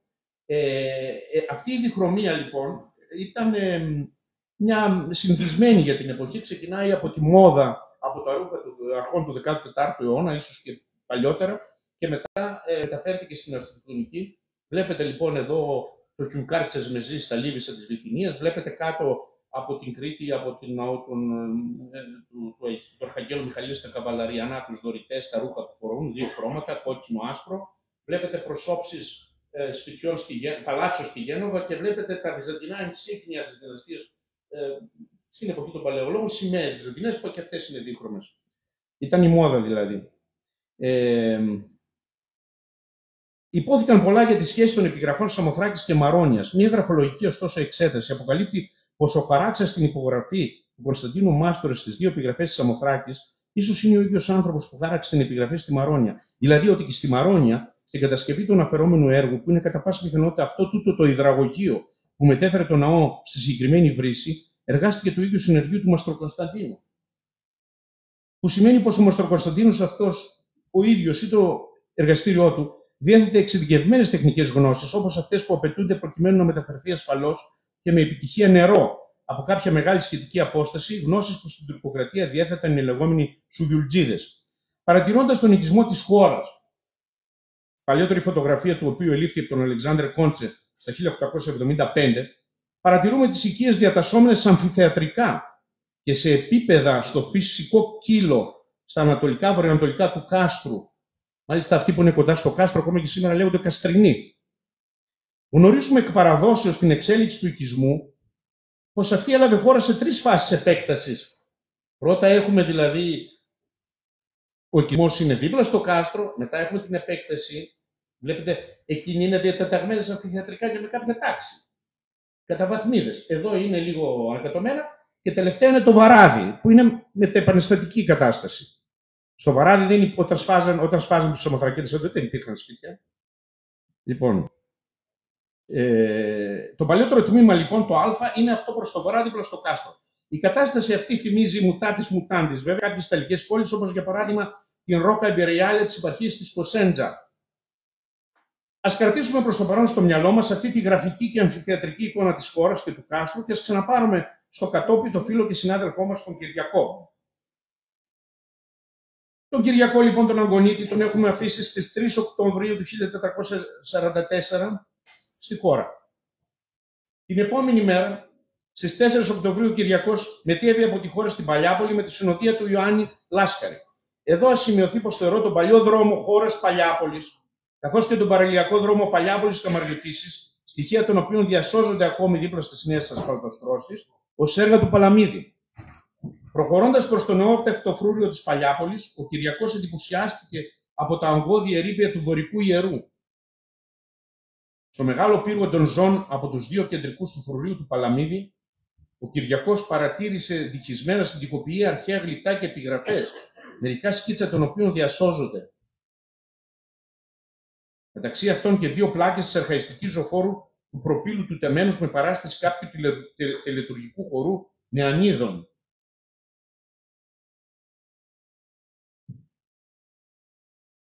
Τις οποίες ο Κυριακός εξέλαβε για τις 9 μούσες και επειδή στο σύνολό τους εμέτρησε 13 μορφές, υπέθεσε ότι θα παριστάνονται και 4 τοπικές νύμφες Σαμοθρακών.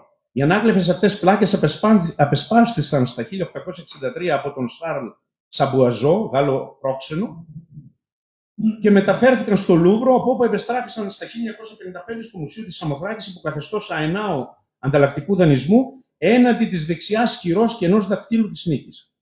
Μεταξύ που δώσαμε στο Λούβρο. Μεταξύ των γλυπτών που είδε επί των πύργων ή εντός του φρουρίου της Παλαιάπολης, ο Κυριακός είναι και η προτομή του λεγόμενου Τηρεσία ή Αριστοτέλη όπως τον εξέλαβε, σήμερα στο Μουσείο της Σαμοθράκης. Η συγκεκριμένη προτομή εδατρεύεται υπό των Σαμοθρακητών ως Άγιος Νικόλαος, όπως αντίστοιχα μαρμάρινη κεφαλή Υγείας, ανακαλυφθεί σε εντελώς προσπάθος σε ναό στο κάστρο των Αγίων Θεοδόρων Μυτιλήνης, θα ελατρεύεται ως κάποια Αγία ή Παναγία. Πλην του φρουρίου της χώρας, λοιπόν, ο Παλαμίδης Γατελούζος εγκαινίασε ίσως περί το τέλος της δεκαετίας του 1430 ή στις αρχές της δεκαετίας του 1440 την εφαρμογή προγράμματος οχυρώσεως και επανειδρύσεως του επινείου της χώρας, δηλαδή της Παλαιάπολης, παλαιάς πρωτευούσης της νήσου.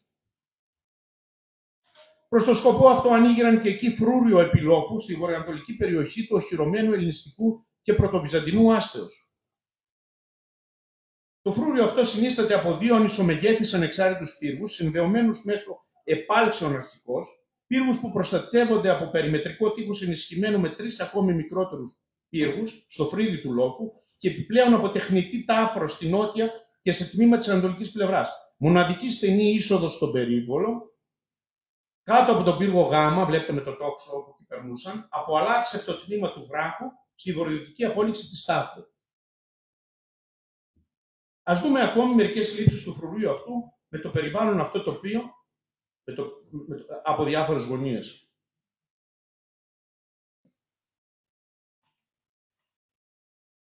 Λοιπόν, οι δύο κεντρικοί πύργοι, ο Μέγας, ο γοδέστερος υψηλότερος νότιος και ο βραχύτερος βόρειος, κατασκευάστηκαν κατά τη γνώμη μου από απολαξευμένα σπόλια, μαρμάρινα και πόρινα, εκ της κρυπίδος του εκατομπέδου της Αθηνάς Προνέας, κυμμένου επιπλατώματος 40 μέτρα υψηλότερα του επίπεδου του φρουρίου. Ο εκατόμετρος αυτός μετατράπηκε σε ναό χριστιανικό κάποια στιγμή, ίσως εντός των σκοτεινών αιώνων, 7ο αιώνα ίσως, και σήμερα η θέση που διασώζει ελάχιστους πόρνους δόμους της κρυπίδος in situ και εμφανίζει τεράστιους άβλακες λιθορυχίας, φέρεται με το όνομα Άγιος Γεώργιος. Οι δόμοι θα κυλούσαν εύκολα στην πλαγιά προς τη νέα τους θέση και χρήση.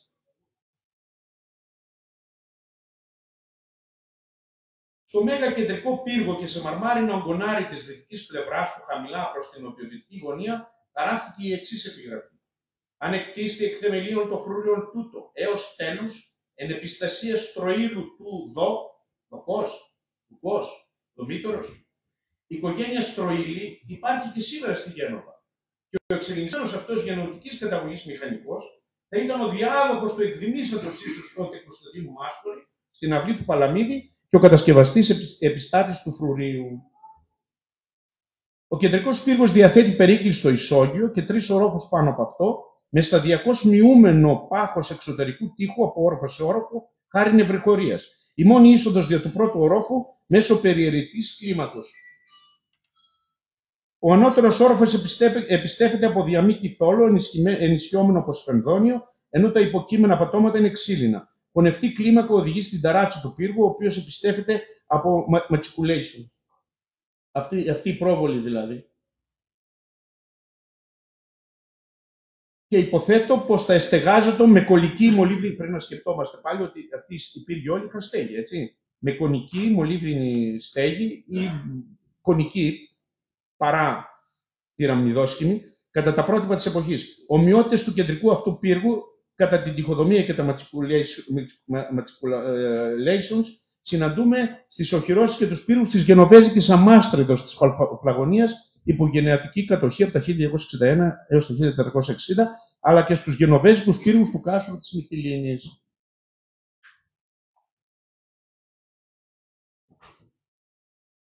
Σε επιγραφή επιπεσμένου δόμου που βρέθηκε στο Φρούριο της Παλιάπολης και περισυνελέγει στο μουσείο διαβάζουμε: «Και τούτο δεν ακαίνισε το μέρος Ιωάννης Λάσκαρης ο Ροντακινός εις φυλακήν και τιμήν του άστεως». Κάποια ανακαίνιση των οχυρώσεων έλαβε χώρα κατά τα μέσα της δεκαετίας του 1450, μήνες πρώτου θανάτου του Παλαμίδη, από τον πιστό φρούραρχό στο νησί τον Ιωάννη Λάσκαρη. Και εδώ γίνεται αναφορά σε άστη, όπως πρωτήτερα ο Κυριακός μιλούσε για όπιντουμ, εις φυλακήν και τιμήν του άστεως. Ποιανού άστεως? Σε Άνδυρο, κάτω από τη δυτική πλευρά του Φρουρίου, παρατηρούμε μίμηση με δημιουργικότητα του λεσβείου συστήματος δόμησης των ελληνιστικών τυχών της ελληνιστικής Παλιάπολης. Σε αυτό εντυχίζεται επί τούτου λίθος που σωστά εκλαμβάνεται ως ο χάρτης της Σαμοθράκης. Η ομοιότητά του κατά το περίγραμμα βεβαίως με χάρτη της νήσου στον Πύρη Ρεής 65 χρόνια μετά είναι νομίζω εμφανής. Βλέπετε εδώ πώς είναι ο χάρτης της Σαμοθράκης του 1521 και αυτό που πίστευαν οι Γατιλούζοι. Είχαν και τότε χάρτες φυσικά. Με την εφαρμογή των φιλόδοξων οικιστικών συλλήψεων του Παλαμίδη Γατελούζου για το νησί, που παρατηρούμε πρώτοι και περιγράφουμε, εισάγεται αναπάντεχα ένα πρωτόγνωρο πολεοδομικό μοντέλο απότοκο του σχολαστικού ορθολογισμού της πρώιμης αναγέννησης προσαρμοσμένου στο σωματροκύτικο περιβάλλον. Εδώ το άστι αναπτύσσεται αμφιθεατρικά και εξορθολογισμένα κάτω από τη βαριά πάντοτε σκιά του λαμπρού Φρουρίου Ακροπόλεως του Φιλοπόλιδος Αυθέντου. Στην πλαγιά, στα αριστερά και απέναντι του Φρουρίου της Παλιάπολης, ανιχνεύεται οικισμός αποτελούμενος από 60 περίπου ασβεστόκτητες οικίες. Περισσότερες είναι, αλλά είναι μέσα στα τσαλιά, μέσα στο κουσόρι που λέτε. Σχεδόν ομοιότυπες, παρατεταγμένες εν σειρά και διευθυντημένες σε αλλεπάλληλα τεχνητά επίπεδα, αμφιθεατρικώς. Βλέπετε εδώ ένα σχέδιο εργασίας. Βλέπετε τις οικίες, πώς είναι, εκεί είναι το Φρούριο των Γατιλούζη και οι οικίες πώς κατανέμονται. Λοιπόν, ένα σχέδιο οικειών. Υδραγωγείο που αρχικώς κατασκευάζεται στη δεκαετία του 1450 για τις ανάγκες του οικισμού αυτού, πιθανόν λόγω της τουρκικής κατακτήσεως να μην ολοκληρώθηκε ποτέ. Όπως δείχνει η κατασκευή μεγάλης υδατογέφυρας σε Λόγκο, στα βόρεια του οικισμού, η οποία δεν οδηγεί πουθενά. Έμεινε ημιτελής. Το υδραγωγείο του Παλιόπολη λοιπόν έμεινε ημιτελές. Θυμηθείτε και το άλλο γατιλουζιακό υδραγωγείο στη Μαρόνια που οδηγούσε το νερό στην κάτω βρύση. Παρόμοιος πάντως μικρότερος οικισμός διαπιστώνεται και στη βορειοδυτική πλαγιά του λόφου Τούρλη, το επιβλητικότερο και πλέον περίοπτο στη δυτική πλευρά του νησιού. Πιθανόν να ισχυδιάζει το εδώ και εδώ η κατασκευή και τρίτου Φρουρίου. Φαίνεται πως κατά την πρώτη περίοδο της χώρας, το 15ο αιώνα και ως και τα 1535 περίπου, οι οικίες καταλαμβάνουν μόνο την πλαγιά του Αγιώργη, στα αριστερά του κάστρου, και όχι και την απέναντι πλαγιά του Βρικού, όπου θα επεκτάθηκε ο οικισμός μετά τα μέσα του 16ου αιώνα. Παρατηρώντας κανείς την εικόνα της πλευράς αυτής του οικισμού, συμπεραίνει πως η μεταβυζαντινή πραγματικότητα αντανακλά την αρχική πολεοδόμηση του 15ου αιώνα. Μόνο που στις περιπτώσεις της Παλιάπολης, με τα 5 μόνον επίπεδα και τις 60 περίπου οικίες, μένει κανείς με την εντύπωση πως κάτι έμεινε στη μέση και διακόπη. Μια διαφορετική προσέγγιση της ιδέας της Εδανικής πολιτείας εμφανίζεται την ίδια πάνω κάτω εποχή στα ελεύθερα ακόμη Ορθόδοξα κράτη, όπου υμνείται η ιδέα της Ορθόδοξης Ιδανικής Πολιτείας κατά το πρότυπο της Άνω Ιερουσαλήμ ή της στοιχισμένης μονής, ενώ παράλληλα θρηνούνται οι ενδυνάμει ακυρώσεις της επίτευξης αυτού του στόχου με τις διώσεις και καταστροφές των αστικών κέντρων από τους προελάβοντες Οθωμανούς. Το διοικητικό κέντρο του νησιού παρέμεινε από την κλασική εποχή και έως τουλάχιστον και τα τέλη του 14ου αιώνα εδώ, στην Παλιάπολη, όπως μετονομάστηκε ο τόπος μετά την ίδρυση της χώρας, στο εσωτερικό του νησιού. Συγκεκριμένο ερείπιο που διασώζεται εδώ καλείται Παναγία Βυρκιανή και εντοπίζεται μόλις έξω από το σύγχρονο βόρειο φράχτη του αρχαιολογικού χώρου του Ιερού των Μεγάλων Θεών. Στη Σαμοθράκη, ο Εβραίος καλείται Βυριός. Άρα Παναγία Βυριανή σημαίνει Παναγία των Εβραίων, του τέστην Παναγία των Αλλοδόξων, δηλαδή των Λατίνων. Ο Γάλλος διπλωμάτης και ερασιτέχνης αρχαιολόγος Σάρλ Σαμποαζό πραγματοποίησε ανασκαφές, ή μάλλον 6 σκαφές, στο σημείο στο 1863, με τη βοήθεια του. Όχι, μετά. Και πιθανόν στο μέρος αυτό θα βρει και την επιγραφή που αναγράφει Εκκλησία του Αγίου Ισιδώρου. Ο Άγιος Ισίδωρος μαρτύρησε επιδεκίου στοιχείο. Είναι προστάτης των μαστιχοπαραγωγών και των ναυτικών. Τα δέλη ψανά του απήχθησαν ήδη από το 12ο αιώνα και βρίσκονται στον ομώνυμο παρεκκλήσι του στη Βασιλική του Αγίου Μάρκου στη Βενετία. Έχουμε εντοπίσει και ερείπια εταίρου ναού στη Σαμοθράκη υπό το όνομα Άγιος Σίδερος στην απάνω μεριά. Η κατάσταση, ωστόσο, εδώ στην Παλιάπολη είναι πολύ περισσότερο περίπλοκη, όπως θα μπορούσε κανείς να διαπιστώσει εξετάζοντας αυτό το σκαρίφημα της κάτωψης της Παναγίας Βυρκιανής ή του Αγίου Ισιδώρου. Εδώ υφίσταται ένα ασύνηθες σκιστικό συγκρότημα που εμφανίζει τα χαρακτηριστικά ενός μικρού παλατίου, παλάτσο. Ένα παρεκκλήσι που καλύπτεται από σταυροθόλια, μια μεγάλη αίθουσα σάλα και ένα πολυτελές λουτρό διακρίνοντας το ισόγειο, εκεί το ενικυκλικό. Από το πάχος των τοίχων μπορούμε να είμαστε βέβαιοι ότι το οικοδόμημα ίσως είχε και 2 ακόμη ορόφους πάνω από το ισόγειο. Οι πολύτιμες επιχώσεις χάθηκαν κατά τη διάρκεια των εξκαφών του Σαμποαζό. Χρονολογώ το οικοδόμημα στο πρώτο μισό του 15ου αιώνα. Ενδέχεται να είναι μονή καθολικού τάγματος, ενδέχεται να είναι και ένα παλάτσο. Στα 1455 ο Παλαμίδης πεθαίνει. Έχει προηγηθεί στα 1449 ο θάνατος του πρωτότυπου γιού του Τζόρτζιο. Ο δευτερότοκος γιος του Ντορίνο, Ντόρις ή Δωριέας, ο δεύτερος, που πεθαίνει λίγο μετά το 1488, τον διαδέχεται για λιγότερο από 1 χρόνο. Ο Ντορίνο, ο δεύτερος Γκατιλούζιο, κατέστη άρχοντας της Ένου, της Σαμοθράκης και της Σύμβρου από το 1455 έως τον Ιανουάριο του 1456, παραβλέποντας όμως τα δικαιώματα της χήρας του μεγαλύτερου αδελφού του και των παιδιών του. Των παιδιών του αδελφού του, δηλαδή της νύφης και των ανιψιών. Η χήρα επιχείρησε μια ειρηνική λύση, αλλά όταν ο Ντορίνο αρνήθηκε να διαπραγματευτεί, όταν βρήκε του βάρη δηλαδή απέναντί της, έστειλε το θείο της να ζητήσει βοήθεια από τον Οθωμανό Σουλτάνο Μεχμέτ τον δεύτερο ή το τεράστιο της λάθος.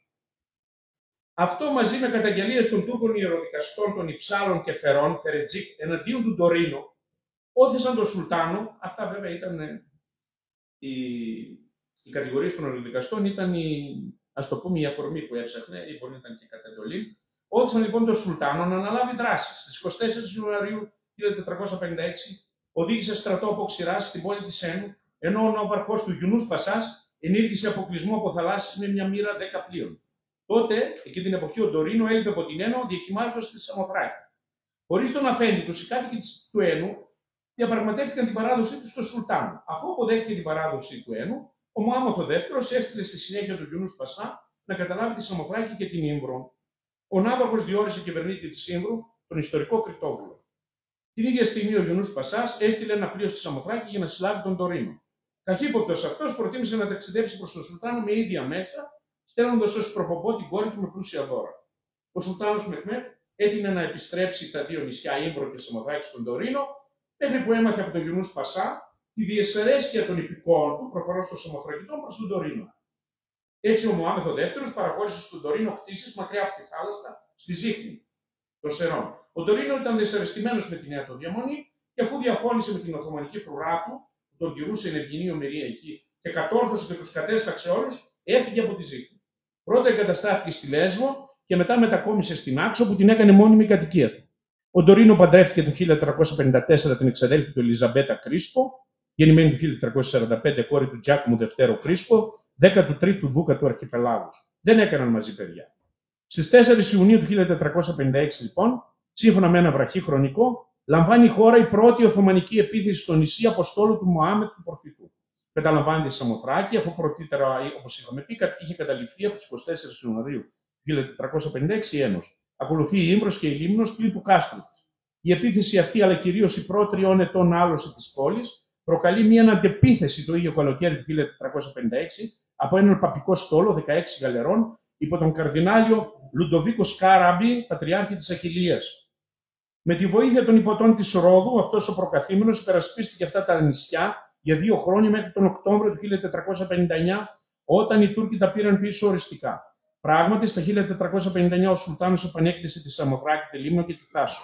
Η οριστική αυτή κατάκτηση θα πρέπει να έλαβε χώρα κατά τα τέλη του έτους 1459, Σεπτέμβριο-Δεκέμβριο, σύμφωνα και με μια βραχία σημείωση επιχειρογράφου έτους 6.968,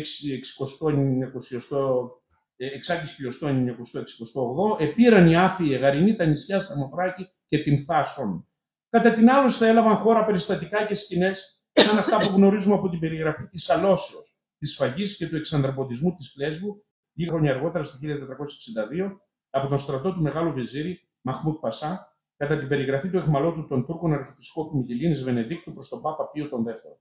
Και εκεί στη Λέσβο, ένα μέρος του πληθυσμού που διασώθηκε επελέγει για Σουργούνη, την αναγκαστική δηλαδή μεταφορά του για τον επικισμό της πόλης. Κατά την περίοδο αυτή, 1458-59, προσαρτήθηκαν οριστικά στο Οθωμανικό κράτος πλην της Σαμοθράκης και η Θάσος, η Ήμβρος και η Λίμνος. Η δε βενετική κυβέρνηση, μη θέλοντας να επιταχύνει την έναρξη του πολέμου, απέφευγε φανερά να δημιουργεί πρόσθετες αφορμές και έτσι αδράνησε στην προσάρτηση των παραπάνω νήσων, φερόμενη καροσκοπικός. Ο οικισμός της Παλιάπολης και ο άλλος στην Τούρλη πρέπει να αδειάζουν κατά το Σουργούνι, δηλαδή την αναγκαστική μεταφορά πληθυσμού από άλλες περιοχές, χάρη να ανασυγκροτήσεως υποδικατισμένων πόλεων και περιοχών στρατηγικής σημασίας του 1459, που διέταξε ο Μωάμεθ ο Προφητής, χάρη επανεπικισμού της Κωνσταντινούπολης και το οποίο συμπεριέλαβε και τη Σαμοθράκη και επομένως να εγκαταλείπονται αυτοί οι οικισμοί. Γράφει ο Κριτόβουλος. Εκπέμπει δε και Ζάγανον τον Καλλιουπόλιο Σατράπιν, ο Σουλτάνος δηλαδή και ηγεμόνα του στόλου, ως αφικόμενος ανίστηση Θασίουστε και Σαμοθράκας και μετικίζει αντάφτα. Ο δε Καλκοκονδύλης γράφει. Και όσου πολλό ύστερον Ζάγανος απείλαξε τε Ισμαήλιν και κατέστη στην Καλλιούπολην αρχήν, επιπλέψα Σαμοθράκην και Θάσον εξυλών Ινδραποδίσσατο, και τούτους μεν κατόκισε βασιλεύς στο Βυζάντιον. Το νησί, ωστόσο, δεν άδειασε εντελώς. Κατά το Σουργούνι προτιμώνται και επιλέγονται οι πλέον προβεβλημένες των οικογενειών, οι διαθέτοντες περιουσία, οι μορφωμένοι και οι κάτοχοι χρησίμων τεχνών. Εις επίρρωση της υποθέσεως πως η Σαμοθράκη δεν ερήμωσε τότε κατά το Σουργούνι του 1459 εντελώς, είναι το γεγονός πως ένα χρόνο μετά, 1460, το φορολογικό της έσοδο μαζί με αυτά άλλων περιοχών παραχωρείται από τον Μωάμεθ στον πεθερό του, τον πάλε ποτέ δεσπότη του Μορέως, τον Δημήτριο Παλαιολόγο.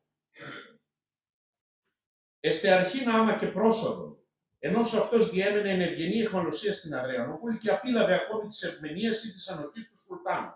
Σημειώνει ο Καλκοκονδύλης.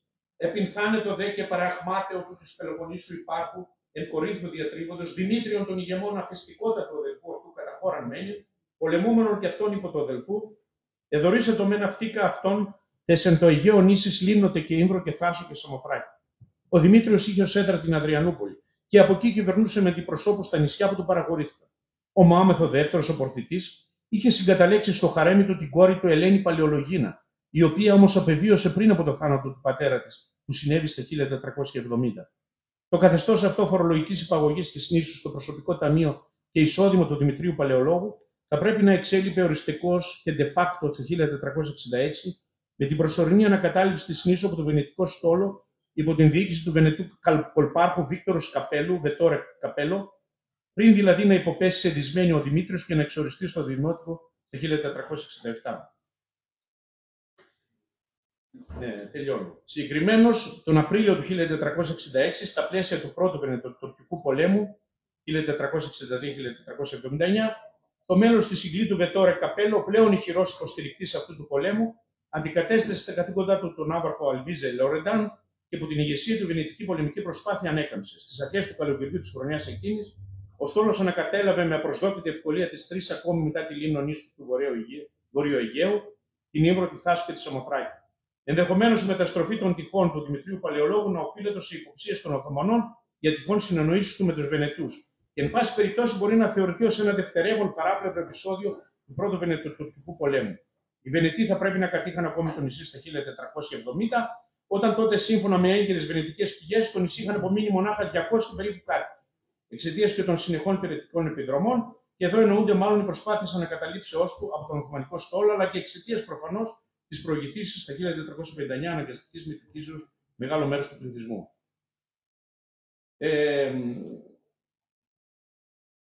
Κάποιοι κάτοικοι θα πρέπει να καταφεύγουν στην Κρήτη, βρίσκουμε το επίθετο Σαμοθράκητης.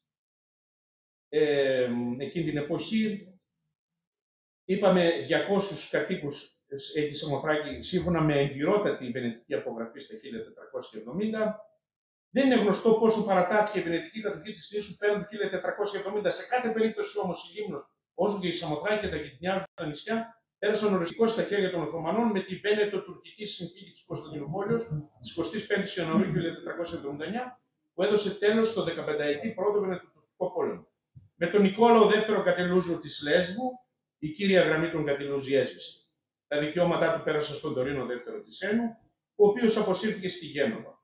Με τη διαθήκη της 3ης Δεκεμβρίου 1488, το πρόσωπο αυτό καταλείπει τον συγγενή του Μάρκο Διομπέρτο Ντόρια, κληρονόμων των εδαφών της Λέσβου, της Ένου, της Σαμοθράκης, της Θάσου, της Παλαιάς Σκόπιας κλπ. Μια καθαρά πλασματική κληρονομιά μιας εντελώς ονομαστικής πλέον κυριαρχίας. Σας ευχαριστώ πολύ.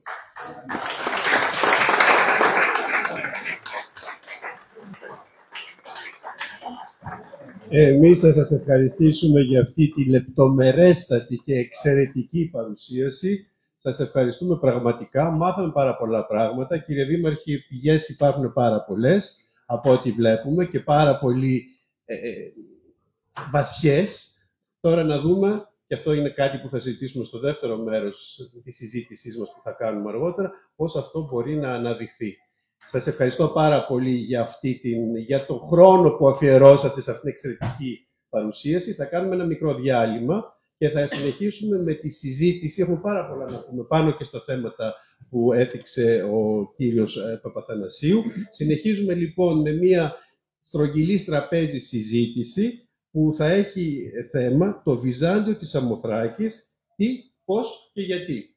Εκεί θα είναι περισσότερο διαδραστική η συζήτηση, η οποία κυρία Κορομίλα, ένα λεπτό να τελειώσω, σας παρακαλώ, η οποία θα έχουμε μαζέψει όλες τις ερωτήσεις που έχουμε για να τις θέσουμε στους εξαιρετικούς ομιλητές μας. Σας ευχαριστώ πάρα πολύ. Ένα 10 λεπτό διάλειμμα. Κυρία Κορομίλα, νομίζω ότι χρειαζόμαστε όλοι λίγο ξεκούραση.